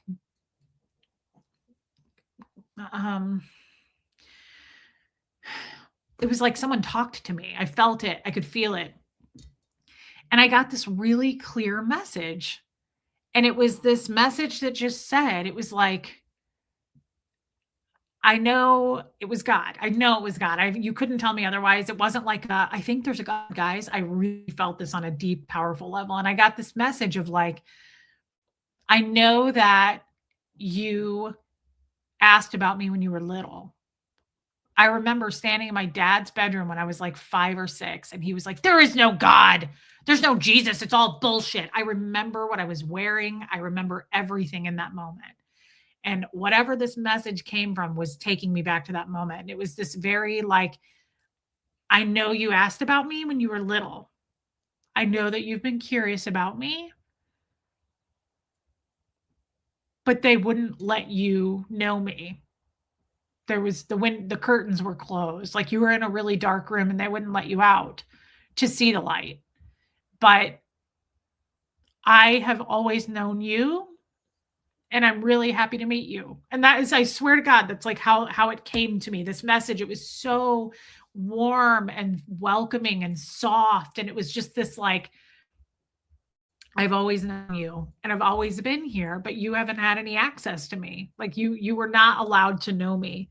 You were not allowed to see me. You weren't even allowed to question me about me. And I felt it so strongly and it was so emotional. And I was like, I felt it. I just felt it. And so nobody pushed me to that. Nobody did. It was just this organic. And I was like, there is a God. And then I got really scared after that happened. And I started to kind of talk to God. And people were like, you should pray to God. And I was like, I don't want to pray. I don't know what that means. I don't understand. Like one thing at a time here. And I remember I started talking to God very hesitantly. And I remember thinking, like, I don't want to take up too much of his time. Like, I would time it. I was like, okay, it's been like a minute. I don't want to take up too much time. There's 8 billion of us. Like, I don't want to take up God's time. And I was really nervous about it at first. I was like, what do I say? I was like, what am I supposed to like? Then I started to get just a little more comfortable. And then I remember people were like, pray for this person. And I was like, no, that's weird. Like, I don't know how to pray for people. I'm not going to pray for people. That's weird. I just felt weird. And then it just happened. It just like covered me. And I was like, all of a sudden, I just found myself driving alone in my car, talking to God. And it was wild. And it made me probably look like a crazy person, but I would be like talking and laughing. And I'd be like, remember that time when I was little? And like, I just loved it. It was like God became such a good friend of mine. I was like, remember that time that I was afraid? And I just, and then I just started thinking, hey, Rue, I just started thinking of all the times that my dad left me alone for a week at a time. And I'd walk up to a gas station with cash and get stuff. And I'd walk to school and I'm 7, 8, 9 years old. And there's no male predator watching me, knowing I'm home alone for days at a time. There's no accident. I didn't get hit by a car. I didn't get abducted. And I just think he was there the whole damn time. I mean, I just think of like this child, not once, not twice, but for years. Hey, Natalie, for years, walking to and from school all alone, walking up to a gas station, crossing a busy street, right? Like doing all these dangerous things. At the age of 7, my dad would leave cash on a table and leave me. I slept alone, scared. The first couple of years, I was like pretty nervous. I would turn all the lights in the house on. I was so scared. I would sleep at night with all the lights on. I was so scared of the dark. And I just look back on that and I'm like, you can't tell me that I wasn't being watched over and protected. You'll never convince me otherwise. And I think, why didn't I find you sooner? Why didn't I know you sooner? I wish I had, but I love God and I'm not weird about it. I'm never going to push my beliefs on somebody else. I'm never going to be a weird person. It's nothing like that. It's a very personal thing, actually. Like it's very personal. It's almost like who you voted for. Like I'm not here to push my beliefs on you, right? But it's a deep relationship. And then I got scared of Jesus. So I started to really love God. I'm crazy about God. But I was like, ooh, I'm scared of Jesus. I don't understand the story. Like, can I love God but not love Jesus? Like, I don't know. I'm scared. I don't know how the heck that worked. I'm like, how did he die for our sins? I don't get it. So I did a stream and I said, I want to bring my questions about, you guys always have questions for me about Scientology and I can answer that till the end of time. I'm pretty good at that. But I don't know anything about the Bible. I knew nothing about Jesus, nothing about God, right? And you guys brought it home. And I did a stream. I've done a couple now, and we do like one a month or every 6 weeks. And I love doing these God streams because I come with a lot of questions. And you guys helped me with it. And it's never disrespectful. And everybody gets everybody else's beliefs. And I just had so many questions about God. And I was like, why? I got frustrated. I was in this stream. Liz, are you in here? Liz Tricks brought it home. And I was getting mad because you were all trying, the chat was going 100 miles an hour and people were trying to explain to me Jesus. And I was like tearing my hair out. And I was like, why can't I get it? Hey, Marilyn's Fine Art, welcome back. And I was like, I don't get it. And you guys get it. And I was so frustrated. I felt so stupid. I was like, everybody understands this concept. And I just couldn't get there.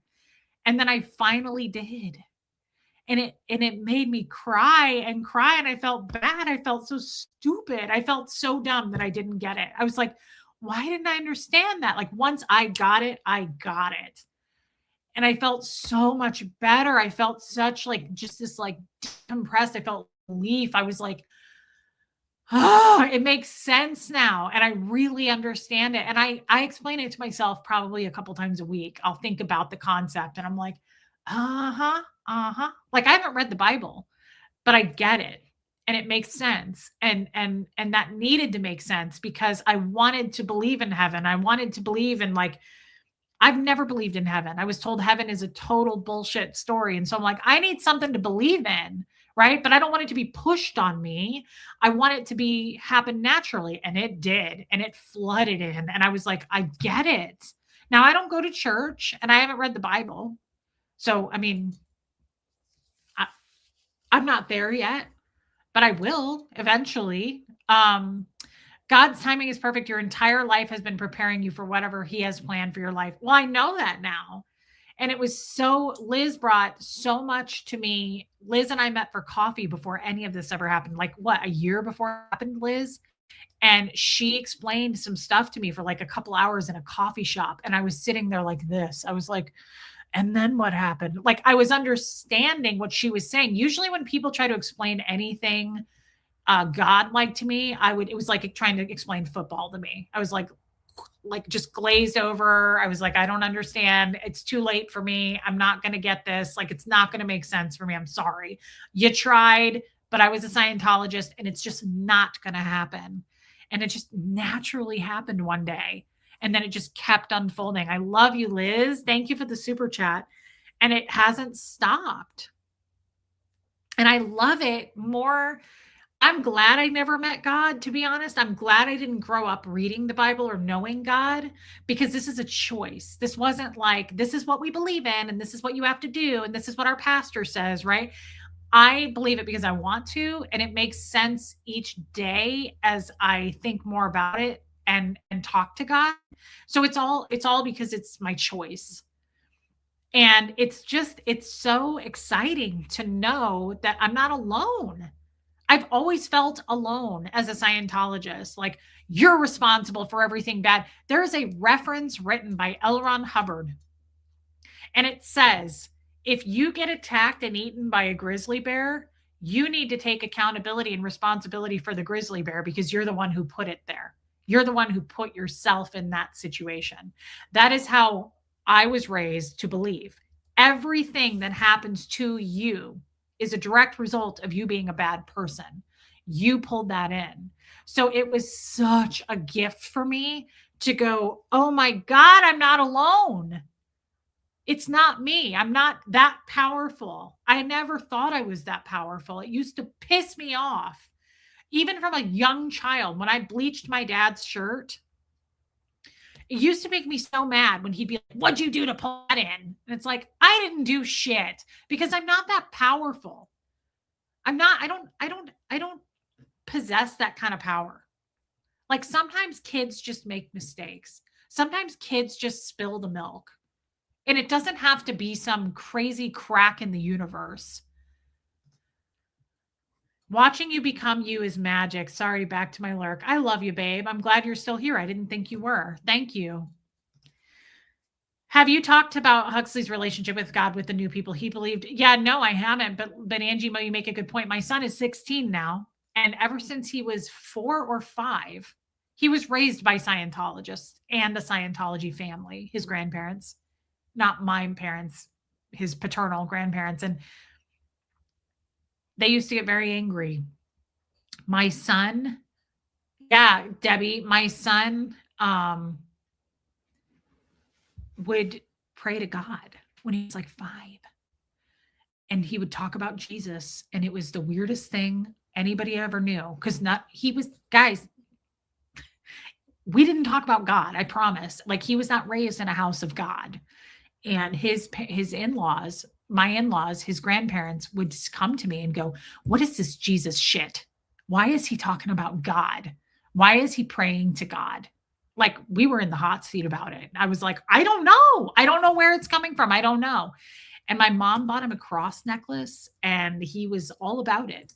My son was like, "I just believe in God." He would pray before he ate. It was the weirdest thing because, I mean, a Scientologist, hey, Paula, a Scientologist watching that happen with a kid, I was like, "What is he doing?" I was like, "I don't know. What is he doing?" No, he didn't learn it at school. So we've asked him this on camera. He's come and streamed with us. Thank you, Maine. I love your picture. I came over from his channel. Great. Thank you for supporting. Thank you for coming over. I love that. So kind. Um, on a stream. Remember that, guys? We were like, why do you I was like, where did it come from? I never wanted to shame him, just so you guys know. I never wanted him to feel embarrassed. And his grandparents would say that. They're like, "Where's this coming from?" And I was like, "I don't know, but we're not going to put a stop to it either. Like, he's going to believe whatever he believes. Is it if it's not hurting anyone, we're not going to tell him not to do it." I was like, "That's off limits." I don't think it was, Debbie. So, thank you, Maine. So we asked Huxley that once, remember, guys? And he was like, "I've just always had a deep connection with God." And I was like, "But where did it come from?" And he was like, "I don't know." He's like, "I just always did. I've always believed in God. I've always had a connection with Jesus." And I was like, that was crazy to me. But I was like, off limits. And I made that very clear. I said, he's not hurting anyone by doing what he's doing. And we are not going to put a stop to that because I was forced to believe so much as a child. I remembered when my dad was like, "We don't believe in God." And I thought, I'm never doing that to my kid. I will let him believe in whatever he wants to believe in. If it's not hurting anybody, I was like, we are never going to shut down his beliefs like my dad did to me. That made me feel this big. I felt like an inch tall when he did that. When I was like, "Hey, Dad," I remember being like, "Tell me about God and the story of Jesus." And he was like, I remember him saying about Mary, and he said, "It's all a bunch of bullshit." He was like, "It's a bunch of bullshit. That's what you need to know." He was like, "You got it?" And I was like, "Okay." Like, I would never do that to a child, an adult, a senior, ever, ever. Thanks, Liz. I believe we all have guardian angels that never leave our side our entire life. I believe in God's presence through those guardian angels. I do too. And I don't think there's anything wrong with people believing whatever they want to believe if it's not hurting anyone. That's what I think, right? So he still is a firm believer in God. He's been reading his Bible, right? He reads the Bible more than I do. And I'm just, the point I'm trying to make about this God part is the question, not the question. What I said about how I went through the motions of, I hate my dad. When he dies, I'll be glad. To now, where I stand on it is, if I were to see my dad tomorrow, I would say, "I love you.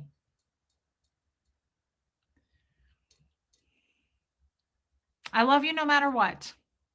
I love you that even though decades have gone by and we don't talk, I still have a lot of fond memories of you. And I've probably put you up higher than I should have. And I've compared a lot of men to you, and I've coped with a lot of boyfriends, husbands, and having sex because of your absence. But I love you and I'll always miss you. And I wish that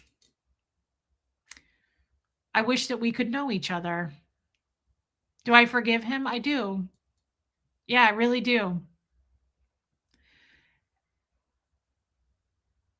He wouldn't say I love you back.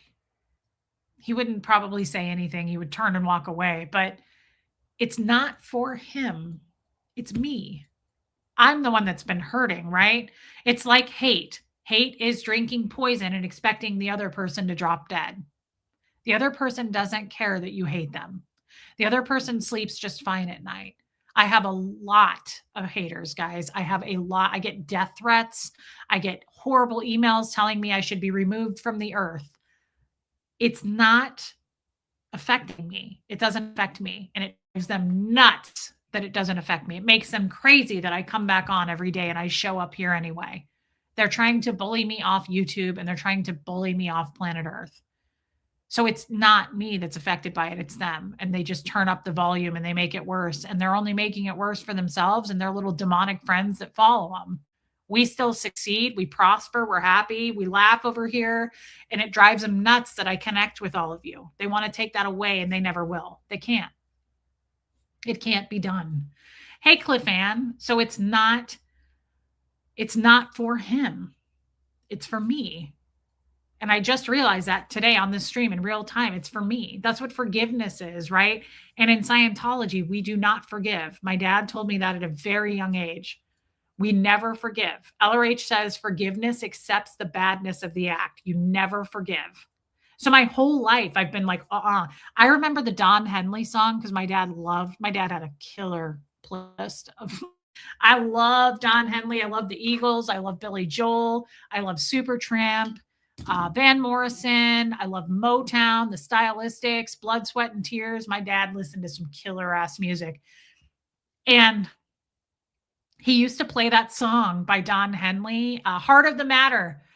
Been trying to get down to the heart of the matter, even if you don't love me anymore. Remember, he says it's all about forgiveness in that song. Forgiveness. My dad would play that song when I was little and go, this guy is such an idiot. I would go, why you love this guy? And he'd go, because he's singing about forgiveness and forgiveness is stupid. He'd be like, you never forgive, ever. Like he would shout that in the car. And I was like, okay, we never forgive. So I forgive now. I'm very forgiving. Hey, Maine. They can't bully you off YouTube, not with the supporters you have. So bullies and haters, it won't work. You say Supertramp. I love that group as well. I hope you come back. I already love you. That is so nice. Thank you. I really love your picture. I feel like we would be friends. Yeah. No. Mimi, you're hilarious. Thank you. And he's absolutely right. I'm not going anywhere. I've been on YouTube 2.5 years. They've done everything. They've tried. I'm not going anywhere. It does help, guys. If you remember what bull baiting was yesterday, I've had way too many thousands of hours of that to be affected by some tiny little troll, little Gargamel from the Smurfs, like little evil person. Maine, I love you already. I have been bull baited to the ends of the earth. So for these dumbass losers, like these, my biggest hater is truly a Nazi. He's a real Nazi. He has Nazi tattoos. He's got videos out there saying he loves his Nazi tattoos. His tattoos means Hail Hitler. Right? Like, you're going to have to do better than that, dude. Like, I have been through more than, although I will say, who has seen, it made me think of it today. I was watching a clip from Inglourious Bastards, such a good Quentin Tarantino movie. And I totally think of that guy every time when Brad Pitt goes, we're in the Nazi killing business. And cousin, business is a booming. I always think of that guy. I'm like, no, dude, you have no credibility. No, yeah, Roddy mom. Like, no one's going to follow you, believe you, agree with you. Not to mention you're being paid by Scientology. Like, that doesn't help either. But cousin, business is a booming. Like, get the fuck out of here with that. No one's going to support that, sir. Sorry. We're in the Nazi killing business. Hey, Ozan from Turkey. My Supertramp song is Give a Little Bit. I love Give a Little Bit. Not my number one. I love Breakfast in America. I love it. It always makes me think of Tommy. Take a look at my girlfriend. She's the only one I got. I also love Take the Long Way Home. Great songs though. Love Supertramp. Yeah, Tennessee Girl. So I want to. It was the only life you know, but it isn't now. And I firmly believe that this YouTube channel has been exactly what I needed to I always say this, I didn't leave Scientology. I was pushed out, right? It was an accident. But people have said, "We caught you." It's true. It's absolutely true. Like, you guys caught me. I've never been happier. I love, love, love this community.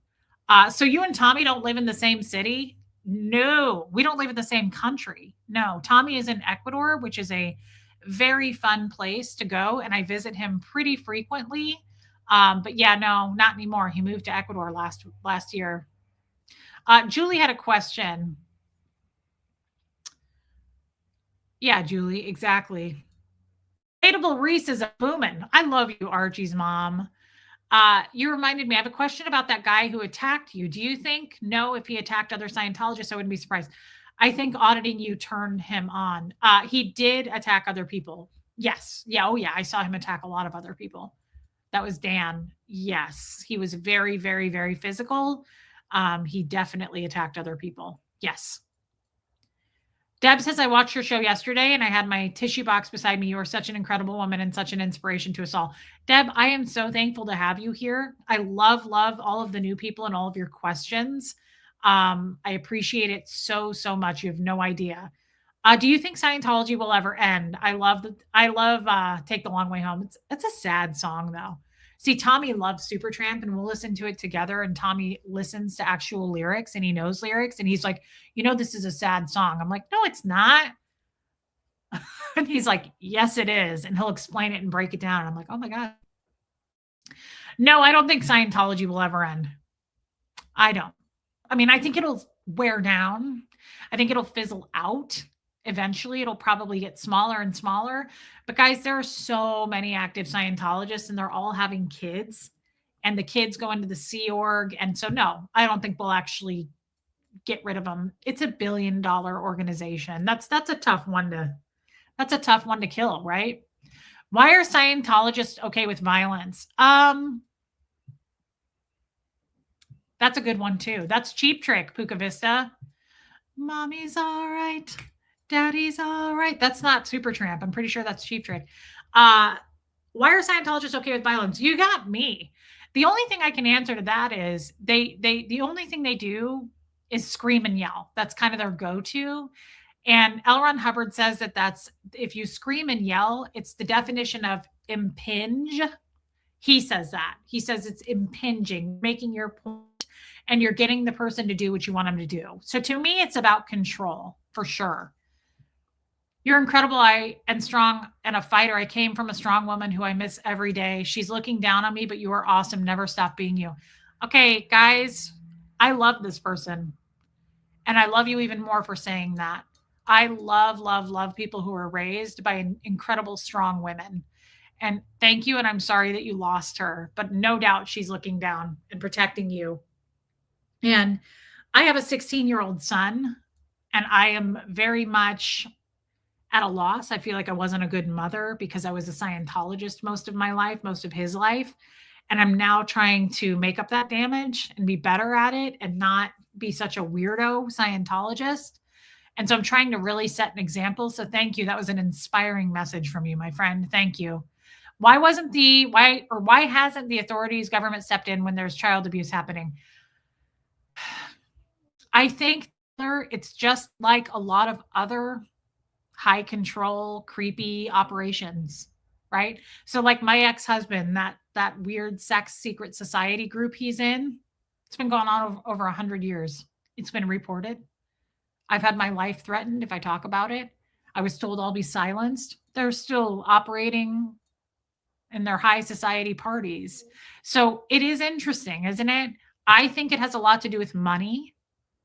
I think that Scientology pays off probably a lot of, if I had to guess, like police and people in that kind of law enforcement community. I don't know for sure. I don't know if that's a fact, but I'm guessing no one would testify. Mimi, I love you, girl. I'm guessing that that's why, because they can buy their way out of it. You said the other night there was only one person you'd be able to contact, IJC. That's the International Justice Chief. Curious how they explain that person not getting cancer being connected to so many SPs. That's a great question. I'm not sure why they don't think that. I just know that if you get declared like I have, you have one person you can go to take the steps to talk to in Scientology. Otherwise, that's it. There's nobody else. So I'm not really sure. It's pretty backwards, right? How did you get your son out of Scientology? I got out, which in turn got him out, if that makes sense. So once I got out, he was out. He was a minor. He was 13, if that makes sense. Pays off politicians, yes. Have I thought about pressing charges? Yes, I have spoken to law firms about it. We really love having you over here, Maine.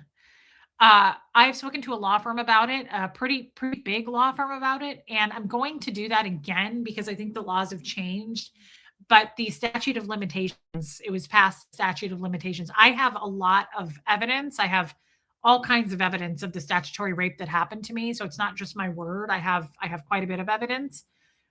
The law firm that looked over everything took about 8 months to look over everything, and they said you have everything you could possibly need in detail to sue, to expose this, but we're outside of the statute of limitations. Now, that was 3 years ago. So I have been told by Tommy the laws have changed also due to the Diddy allegations and stuff. So it's something to look into. No, BT, they do not believe in astrology and mediums. You're not even allowed to do yoga if you're a Scientologist. So is LRH related to Barbara Marx Hubbard? I don't know who that is. Always RM 41. I've never heard of that woman. I don't know. I know LRH did a lot of stuff with Aleister Crowley. So he did like a lot of like satanic stuff. I didn't know that as a Scientologist. I found that out after I got out. I'm double checking that I didn't star any other. Here's a question from Allie if she's still here, but I do need to blow my nose again. Hold on. I love your questions, guys.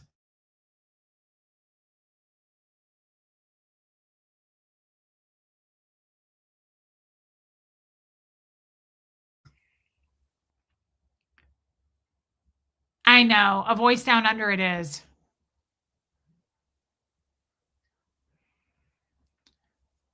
Debbie Betts, that was such a nice thing to say. Thank you for saying that. Does Scientology limit your number of children? No. Not that I'm aware of. No. Thank you, Ozan. Yeah, Ghost Rider, I agree with that. It's Jack Parsons, not Crowley. Okay, thank you, Shelley. See, I wouldn't know. I didn't know that for sure because I wasn't even told that. No idea of that. Barbara is not L. Ron Hubbard's wife. He had several wives. He was married to his last wife was Mary Sue Hubbard. Through your strength in leaving Scientology shows how you really are, Reese. I think you will do so much good here. Debbie, I hope so. I hope to spread the word. The guy I met was the one who pushed you up against the filing cabinets. Yeah, that guy has since been declared, and he came out and apologized to me. He sent me a message through Facebook Messenger. His name was Tom. If you remember, I talked about that yesterday. It was a really sad message. And he said, I'm so sorry I did that to you.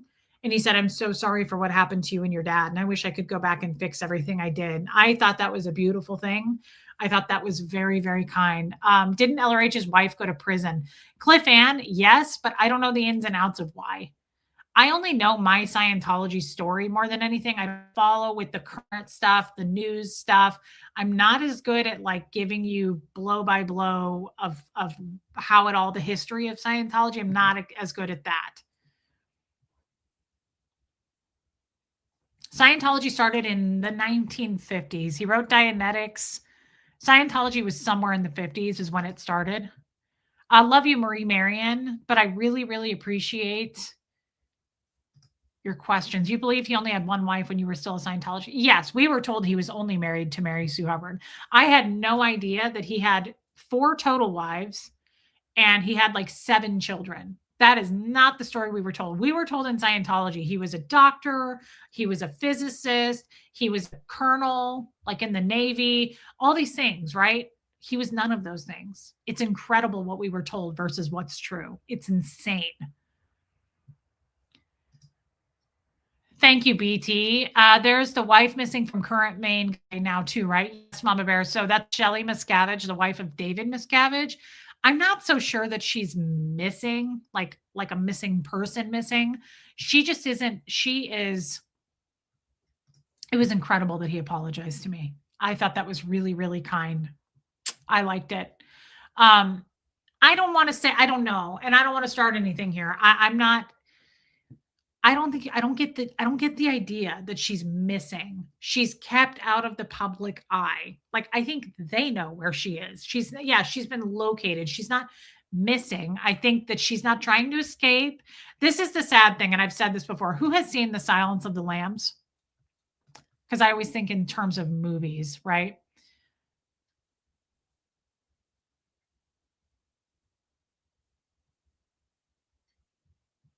Are Spanish people in Scientology? Absolutely. Scientology has tons of people from all over the world. Tons and tons of people. Hey, Wendy. What was I just saying? I started to say something and I don't know what it was. Right before that, I got caught reading a comment and I just went blank. Can someone please reel me back in, mods?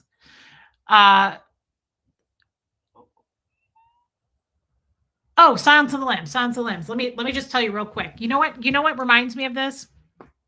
Because I was one of them. I would have never left Scientology. I don't think I would have.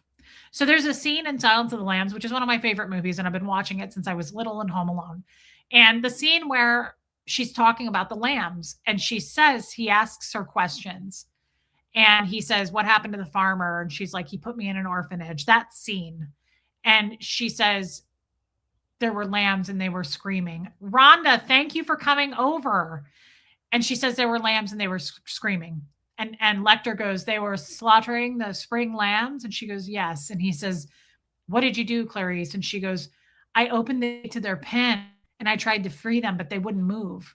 They were frozen. They were scared. They wouldn't move. So I took one lamb and I ran as fast as I could, but he was so heavy. He was so heavy. And they eventually caught her and the lamb. And he says, "What became of your lamb, Clarice?" And she goes, "They killed him." So sad. But the point is, there was one part of that story where she says, "I opened the gate to their pen and I tried to free them, but they wouldn't move. They just stood there." That is a Scientologist. That is Shelley Miscavige. They don't want to leave. They are frozen and terrified to leave. I would have never left. You got it all wrong. This happened to me and I'm so grateful. This was a gift from God that I got accidentally outed and I lost everyone and it sucked and it was painful and it hurt. But I would have never left. I was one of those lambs. They have them scared to death. They have them indoctrinated and manipulated beyond anything you can comprehend. The outside world is terrifying. We are told, "Hey, Audra, everybody in the outside world, outside of Scientology, are criminals. You guys are criminals. You're thieves. You're horrible people." And I believed that. I was scared of them. And then I got outed and shoved out into the real world. And I had to sit here with the human race, with the rest of you, and just be like, "Oh, shit. I am in the Shark Tank now. I'm in the lion's den." Little did I know I was leaving the Shark Tank, right? But I didn't know that at the time. And so they have us very scared to believe that anything outside of Scientology is frightening. So I guess that's the best way I can explain that is, so many people are like, why didn't you leave? Why didn't you Google it? Why didn't you do this? Why, again, minimizing it, right? Like, I would have done this and just make it, just sprinkle. It's so easy. Why didn't you just do this, right? Like, I have so many solutions, right?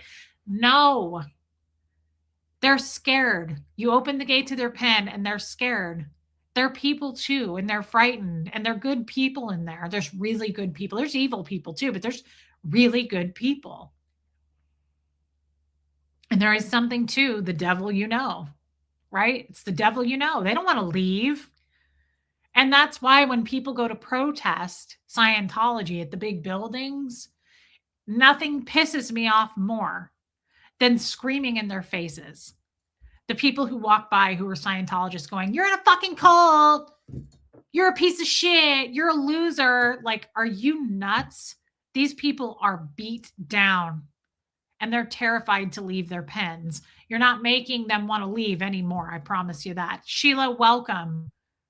You think you're helping them want to escape or get out? If they were even had any glimmer of hope that they were going to leave Scientology, you just shut that shit down. Talk to them if you can. Tell them that there's help. Speak to them kindly. They're people too. It's gross to me that people get in their faces and do this. They're human beings and they're caught and trapped in a dangerous cult and they're probably being abused physically. I said in the beginning of this stream, like, life is hard enough. Life is really hard. I don't want to make it harder for anybody. I'd like to make it easier if I can. So when I go next week and I do protest at the LA building and I'm going to stream that, you will not see me screaming in people's faces. You're not going to see me baiting people. You're not going to see me going, "You're a fucking loser. You're in a cult. Ha ha." Like, what are you doing? You are showing your character and it's ugly. Don't do that to people. Don't make things harder for people. Attacking people like that is not where it's at. Can you tell us about the pregnancy assist the chiropractor did on you? So he didn't do a pregnancy assist on me, Margie Barr. He adjusted me every week of my life for years and years and years during pregnancy, but also not pregnancy. He just adjusted me. The pregnancy assist is something done by an auditor, and that's just handling and addressing all your previous pregnancies and your previous lives, right? And then doing a silent birth, which I did, where you're telling doctors and educated people in the medical field to be quiet during the birth, which is incredibly uncomfortable and awkward. Do they come out of the building? Yeah, they come out of the building, Lexi. They absolutely do. Yeah, they travel from one building to the other. There's public people in Scientology that are arriving to the building. I guess I just don't understand why you would attack anyone and call them stupid. It's just any group of people. It's just that it doesn't. I was in Scientology and people would do that to me. "You're in a cult." Like, do you think that helped me? Do you think that made me want to leave? It made me think you were nuts, and it made me validate my thoughts even more of these people out here in the real world are crazy. It's safe in here. The water is warm in Scientology. It doesn't help anybody doing that. It's bullying. Does bullying get anything accomplished? That is bullying. And I don't stand for that. Yeah, reflections, not at all. If you attack, you are making Scientologists think what has been said to them about SPs being evil to be true. Absolutely, Jojo. You're just validating LRH's words is all you're doing. So, do you guys like this kind of stream? Geoplanet Jane. Interesting, Jane. I don't know who that is. I've heard of him, but I don't know anything about him.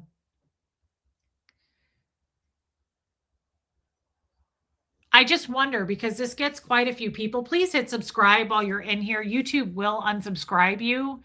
And please hit the like button and hype this video when it's over. I don't usually ask you to do that, but share it. Hey, Maisie, because this is important stuff. This is the important stuff. The other content I do where we're just doing silly stuff or just talking about life, come or go as you please. Some of it's definitely not going to be for you. Yes, Lexi, I will definitely be streaming from LA next week on the regular, probably on my phone. But this is important. This is the important guts of it. And I really enjoy talking to you guys about it. I love when you have questions. And I'm deeply grateful that you come and listen to it. I want to do it on a larger platform. I'm going to be doing some traveling speaking engagements this year. I'm working with some stuff behind the scenes I can't talk about yet, but I'm also working with some charities. And that's where it's at for me. Just getting the word out as much as possible. I wish it were possible for all of the ex-Scientology crowd and community to come together and use our voice as one and stand against it, but that's not possible. So I will be the cheese that stands alone and I do work with some I mean, I talk to, I don't work with. Nora is someone that I definitely, play nicely with. We're friends and we get along. But otherwise, I don't really deal with a lot of ex-Scientologists. Kim, I'm glad you stayed through the whole thing. I'm glad that you now know something. Thank you, Maine. I appreciate that so much. What I guess I'm asking you guys is this. I hardly do streams like this. I don't talk about it much. I've only been out for 3 years, and it's hard for me. And it's hard for me to talk about it just on my own. Yes, Jojo, it is. Um, you need to write a book the way you're narrate and tell your stories as a gift. Wow. People have asked me to do that, and maybe one day I will. I did not, I was not a good student, and I only made it to ninth grade. I don't feel bright enough to do something like that. I don't feel like I would know how to do something like that. But maybe one day it's kind of a bucket list thing. I would like to. We'll see. But I really enjoy these streams, and therapeutically, it has really helped me the last 24 hours. Kim is blue. I knew you were going to say that. I love you, girl. Could we do another one tomorrow? I guess is what I'm asking, because I don't feel like we covered a lot today. And I love the new people with their questions. And even some of my regular people have had questions as well. But yes, Roddy Mom, like this is very interesting to people, and it's therapeutic because it gets me to talk about it. It gets me to open up, and I've been very closed about it. But also it's helpful because it's out into the world for at least a couple thousand people to go, holy shit, did you know that? I didn't know that. So it's win-win. I really want to expose the dangers of Scientology, right? And we could do 10 more streams on this. We would never run out of content. I could talk about this forever. There's so many things. Thank you, Mama Bear. Have you ever watched Cults to Consciousness? Yes, I was on her channel, I don't know, a couple months ago. You should ask her to be on her show. She interviews different people. I did. I was on her show, like, what was it, guys? 3 months ago? Something like that. Yeah, not that long ago. I did go on her channel. I also went on Andrew Gold when I first came out. He had me on. And then of course Tommy and I have talked about it a lot.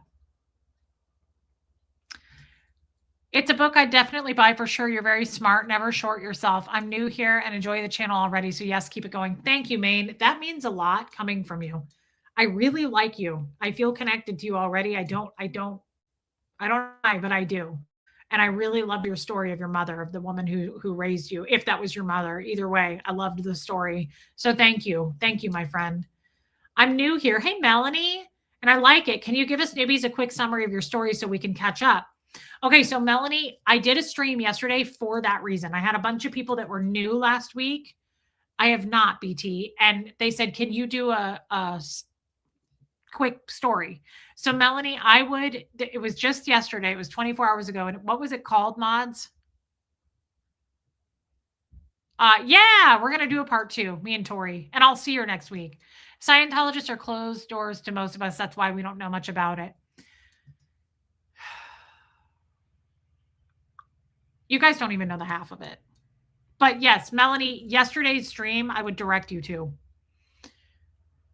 Yeah, please do, Melanie. It's really actually important. I ask that you guys hype that video, share that video. Guys, there's so much that you're just on here that you don't know. Like, for instance, I, right before, when I was under the radar, and I was giving information to the Aftermath, the head of the Aftermath Foundation, who had a big channel, I was recording secretly conversations with Scientologists. Thank you, Joanne. Thank you. It was my mother. I feel a connection to you, this channel, and the people on your chat are great. I'm so glad to hear you say that, because I was trying not to creep you out, but I really, really like you. And I hope that you'll come back. I love, love, love all these new people. I can't get enough of it. Connection is where it's at for me. Like I said yesterday, I crave connection. It's not parasocial for me. It's very real, because I just didn't have it. I was frozen, right? Scared to move. And so now I have all these people that I'm able to this is what my channel is. It's not typically Scientology content. I'm really just engaging with the chat every day. The chat are my guests every day. We're just talking about life. We come on here and we talk about the silliest and dumbest things. We'll talk about really heavy things. We talk about death. We talk about life, kids, relationships, sex, whatever it is. Hey, Allie girl. Thank you, little redneck. So it means the world to me because connecting is what I love and what I want. And the haters don't want that, right? There's all kinds of hate and they're being paid by Scientology and you'll see all kinds of shit, that I'm a scam artist, I'm a grifter, I'm a bad mom, I'm a liar, I hurt people, I've got victims out there. They say all that stuff because they're being paid by Scientology to tear this down, right? They don't want any of you coming over here and they try to pick you all off one by one. So it means the world to me that you stick around, that you are loyal and supportive because I'm here for you. I show up for you guys. I love, love, love. I'm so glad that you're over on Tommy's channel too. I bet you really connect with him. Tommy's amazing. In the next live, can you talk about the ice cube? Yes. It's stuff like that. Like there's all kinds of crazy shit. Like I'd like to play some of the recordings of the actual Scientology conversations that I recorded. It would blow your guys' minds because it's Scientology speak. It's weird. It's creepy. It's eerie. And it's like, what? Oh, yeah. I forgot the haters say that too. I wear too much blush. Look, I like it. If I don't put enough blush on, I look like I've been embalmed. If I don't put enough blush on, I look taxidermed. I look like I died 6 weeks ago. I look AI. So it's all or nothing. And they're going to have to get over that. Marissa, I'm not sure. Oh my God, you're back. Dana Marie. I'm so glad you came back. I really enjoyed you yesterday. Mama Bear, it's such a weird trail that got me here. Tommy's channel showed up in my feed. He's spot on with those topics. You shared your link this morning. Here I am. That's crazy. See, I spammed the shit out of his chat. It worked. I was literally with my mom today and I was like, come follow me. Come subscribe to me. I looked like Bruce Almighty. I wasn't like, hey guys, like and subscribe to Tommy's channel. Hey, hit the like button like a normal mod. No, I'm just a selfish bitch. I was like, come over here. I was like, hey, everybody, come follow me. I was like, hey, everyone, here's Relatable Reese. I deserve it. He's got 30,000 subs. I was like, I'm behind. Like, give me some people. I'm the talent. It's bad. I know people were getting annoyed too. I know people were like trying to ask their Nancy Guthrie questions. Yes, Sam's doing great, Rachel. People were like really, yes. Oh my God. Who has seen Anchorman? I'm just going to say it one more time. I feel so bad. Tommy has real mods that are like really good mods. They're really good mods, right? Like they're doing their job. They're taking care of business. I'm just literally over there just promoting, just self-promoting. So I will put in the chat, I'm like, hey, come subscribe to me. And then his mods will be like, hey, also you can subscribe to his brother, hit the like. And I'm like, but subscribe to me, but come back to me. And then his mods are like, yeah, and also do this and hit that like button. I'm like, but mostly stay classy. Do you guys remember an Anchorman at the end with Ron Burgundy and Veronica Corningstone fighting on the air? And she was like, thanks for stopping by, San Diego. And he was like, and stay classy. She was like, but thanks for stopping by. And he was like, but stay classy. She's like, thanks for stopping by. And he's like, but mostly stay classy.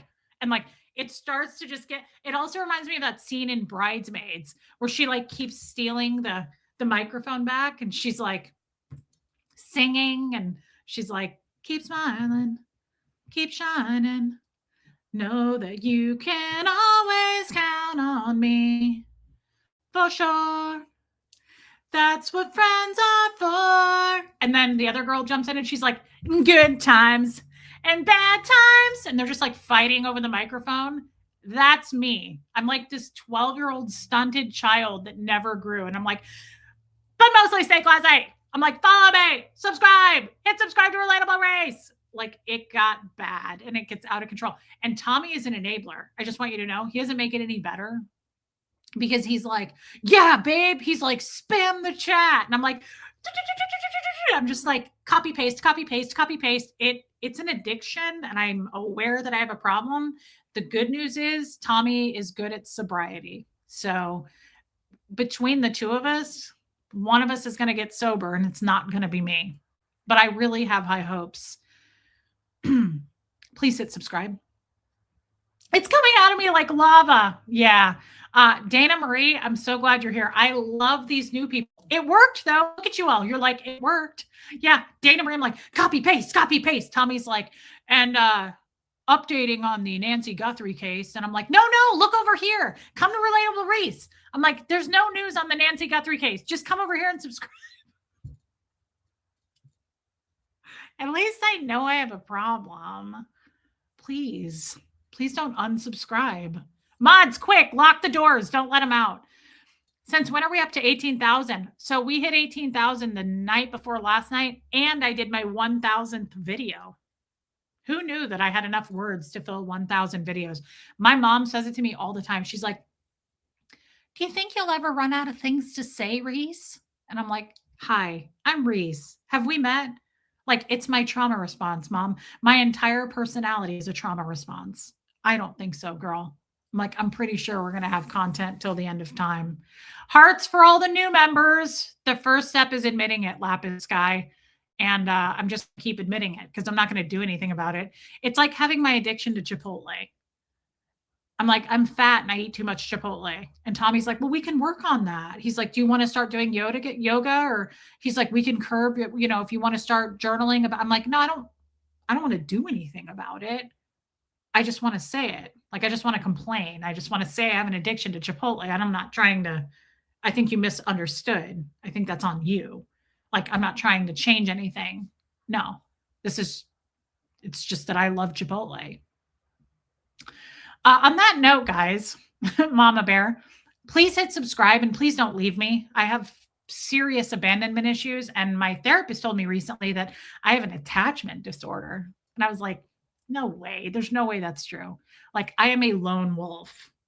I was like, I don't rely on people. I don't reach externally for validation or trust or emotional anything. He was like, you have a little bit of an attachment disorder, I'd say, people. I was like, fiddle faddle. I was like, you're a liar. Where did you go to school? I was like, I'd like to see your credentials. I don't believe you. I am so glad that you're here to stay. I'm single. All I have is my 2 little dogs. That's who I who I talk to. And I found you. Best thing ever. I love you, Deb. I have dogs as well. And that's all I talk to. That's crazy. We have so much in common. You have no idea. Baby Steps, thank you for gifting those memberships. And thank you for still being here. Yeah, Deb, just real quick. I mean, this isn't really a dog. It's a woodland creature. I don't have attachment issues, Anne. Just really quick, we change our voice when she's around. She's an absolutely gorgeous woodland creature, but we do pretend that she's a dog for Earth purposes. But she did win every award at the Westchester Dog Show. And she's absolutely unbelievable. She's never made a mistake in her life. She's a Libra. And she gives dainty little kisses. She's a frosted mini wheat with eyes. That's in the Bible. The Lord wrote that about her. But she is magical in every possible way. Maine became a member. That is so nice. That means that you're actually locked in, though, by contract now. That means that you're here for the long haul. Thank you for doing that, but you can't ever leave now. And Maine was saying, that's Maine's way of saying, you got attachment issues, girl? I know what to do for you. I'm going to become a member so that you feel I was like this and now I'm like this. I'm relaxed because Maine is a member now. That means that it's done. Set in stone, right? The deal is sealed. That's what that means. Become a member. Do it. Do it for your own well-being. Hey, Starlina, Kat, I love you, babe. See, Kat's a member. Be more like Kat. Kat's never leaving me. Love you, Kat. Guys, I mean it. Thank you for the new people. You mean the world to me. Everybody does. I love you guys. Maisie, thank you. Congrats on 18,000. We were at 21. I was almost at 22,000. And then the haters were like, Reese is a horrible child abusive murderer. And I was like, that's not fair. And I'm not that motivated to do anything. Like, that's ridiculous. I would never do such a thing because I don't have that kind of time. And if you remember, Ed Kemper said, being a serial killer is hard work. As soon as he said that, I was like, forget it. I'm looking for the least possible amount of anything, right? I just want Maisie Shiloh to pay me to be here. And she does. Thank you, Maisie, and I love you. Rachel, you signed your NDA. Thank you, babe, and thank you for being a member. Love you, Bunny. I'll see you over on your show. Copy and pasting, copy and paste. Poor Tommy. He's just doing his job. And I'm like, hey, everybody, come check out Little Reese, everybody. Hey, everybody, come over here. Poor Tommy. And he doesn't care. He's a love bunny and he doesn't care. And bless his sweet soul for that. He's a bunny whisker. Stuck with me. Love you, Debbie Zito. And I know that. I know that till the ends of time. Leah. Hey, everybody. Go watch Tommy's show tonight. You'll see me over there. You can say hi to me, but I'm just going to be like, I'm like, mostly stay class A. Stay class A. Come follow Relatable Race. Stay class A. Deb, when I saw your site posted in Tommy's chat, I laughed because I thought you were starting a show. No, we don't go on top of each other, if you know what I mean. I mean, we like to go on top of each other when I'm in Ecuador, Deb. But otherwise, no, we don't stream on top of each other. We respect each other's streams. Respect the stream. Also, because Tommy does like 50 streams a day and I only do one. I'm just here for Maisie Shiloh to come in, give me the $20. I go get the Chipotle. I'm done for the day. I power down, right? I'm a member here before your husband's channel, but I'm going to become a member over there too. That is so kind, Maine. But what's more important is me. So just keep the focus on me. He wants that. Trust me. He wants you to be a member here before you're a member there. Ladies come first. And I mean that. You know what I'm saying? Oh, but we do. We like to answer the bone phone. We like to go to Pound Town. And I don't care who knows it. And I think we should have a different style of channel. You know what I mean, babe? Thank you so much. But stay class A. Keep it class A. Love you, babe. Mods, love you. Reese. Hey, Bunny Fufu. I love you guys. I like to get sexual sometimes. It just happens. Sometimes when I'm ovulating, you don't know. You don't know when it's going to happen, but we like to go to Pound Town. And sometimes I like to talk about it. So you're stuck with that too, but I will try to keep it classy. A Copper, you're still here. Oh my God. I thought you left a long time ago. I just pay you because you wore my grandma's Afghan on your head. I still have it here. I still wear your grandmother's Afghan on my head just because you pay me to do it. Do you think that I was kidding around? Your grandmother Edna made this Afghan. It's a family heirloom, and I put this on because I am worth the $20. If you're going to pay me $20 to do this, there's nothing I won't do for $20. You know what I mean? So yeah, don't be silly. No. What's your go-to at Chipotle? So I don't eat a lot of meat. I do white rice, black beans, little tiny bit of veggies, but not a lot. I like to do queso, and then I do a little bit of pico, sour cream, lots of cheese, guac on the side because it's a veggie bowl and it's free. And then I do a side of hot, and then I dump that hot shit all over it, and then I just go to town. I just mow it down, and then I go, oh my God, I forgot I was diabetic. Good night. And then I go to sleep. Now, I do turn it into 3 meals because being on my diabetes medication, it's an appetite suppressant. So I don't eat a lot of it. Space cheese. What did I just walk into? This is Maisie Shiloh's grandma's Afghan that I wear on my head because she pays me to do it. That's all. Guys, I'm as deep as a puddle. There's nothing I won't do for $20. Like, I am as deep as a puddle. Like, get that right. Get it straight. Great chatting with everyone. It was nice meeting all of you because you probably won't be back. I probably just really dive bombed and nosedived ending this. Oh, you're diabetic too. See, I knew we had a lot in common. I love that for us. We're both got the beatus. Hey, Kiki, come get some. Everybody, I love you. And I mean that. Hit subscribe. You are obligated to be here now. So you have to be here. There's no getting out of that. And just let it wash over you. Just let it roll around. Just swallow it down, guys. Just deal with it. It's just is what it is. I will see you tomorrow. I'll be back tomorrow is what? Saturday. Thanks, Leah. Tomorrow is going to have to be like around 5 o'clock again, just so you guys know. Expect me around 5 to 5:30-ish, and I hope you'll stop by. Let's do another Scientology one. I think we need to get this out. Love you, Tamber June. Yeah, Roddy Mom, it's just this weird old Afghan that was Maisie Shiloh's grandma Edna's, and she pays me to wear it. Love you all, and I'm doing a Midwest goodbye now, so I'm really going to go this time. Thank you for the super chats. Thank you for the memberships. I'm looking at you, Maine. Thank you guys for becoming a member. Thank you, Maisie Shiloh, for paying me. I love you all. Thank you, more importantly, though, and I mean this part, thank you for your time. It's my language is quality time. I took the test. It is. I love quality time. Thank you for holding my hand through this. These kind of talks are more important than other talks. You don't have to show up for the other stuff. I mean, you do, but you can like clean your house and do your laundry and shit and not have to listen. Just tune in. These kind of talks, though, I need you. And you do. You show up. So I'll see you then. And we'll do another one tomorrow. So I love you guys. Hit subscribe. Hit the like. Giselle and mods, thank you for always protecting us. I love you guys. Here comes Fred, and I'll see you tomorrow.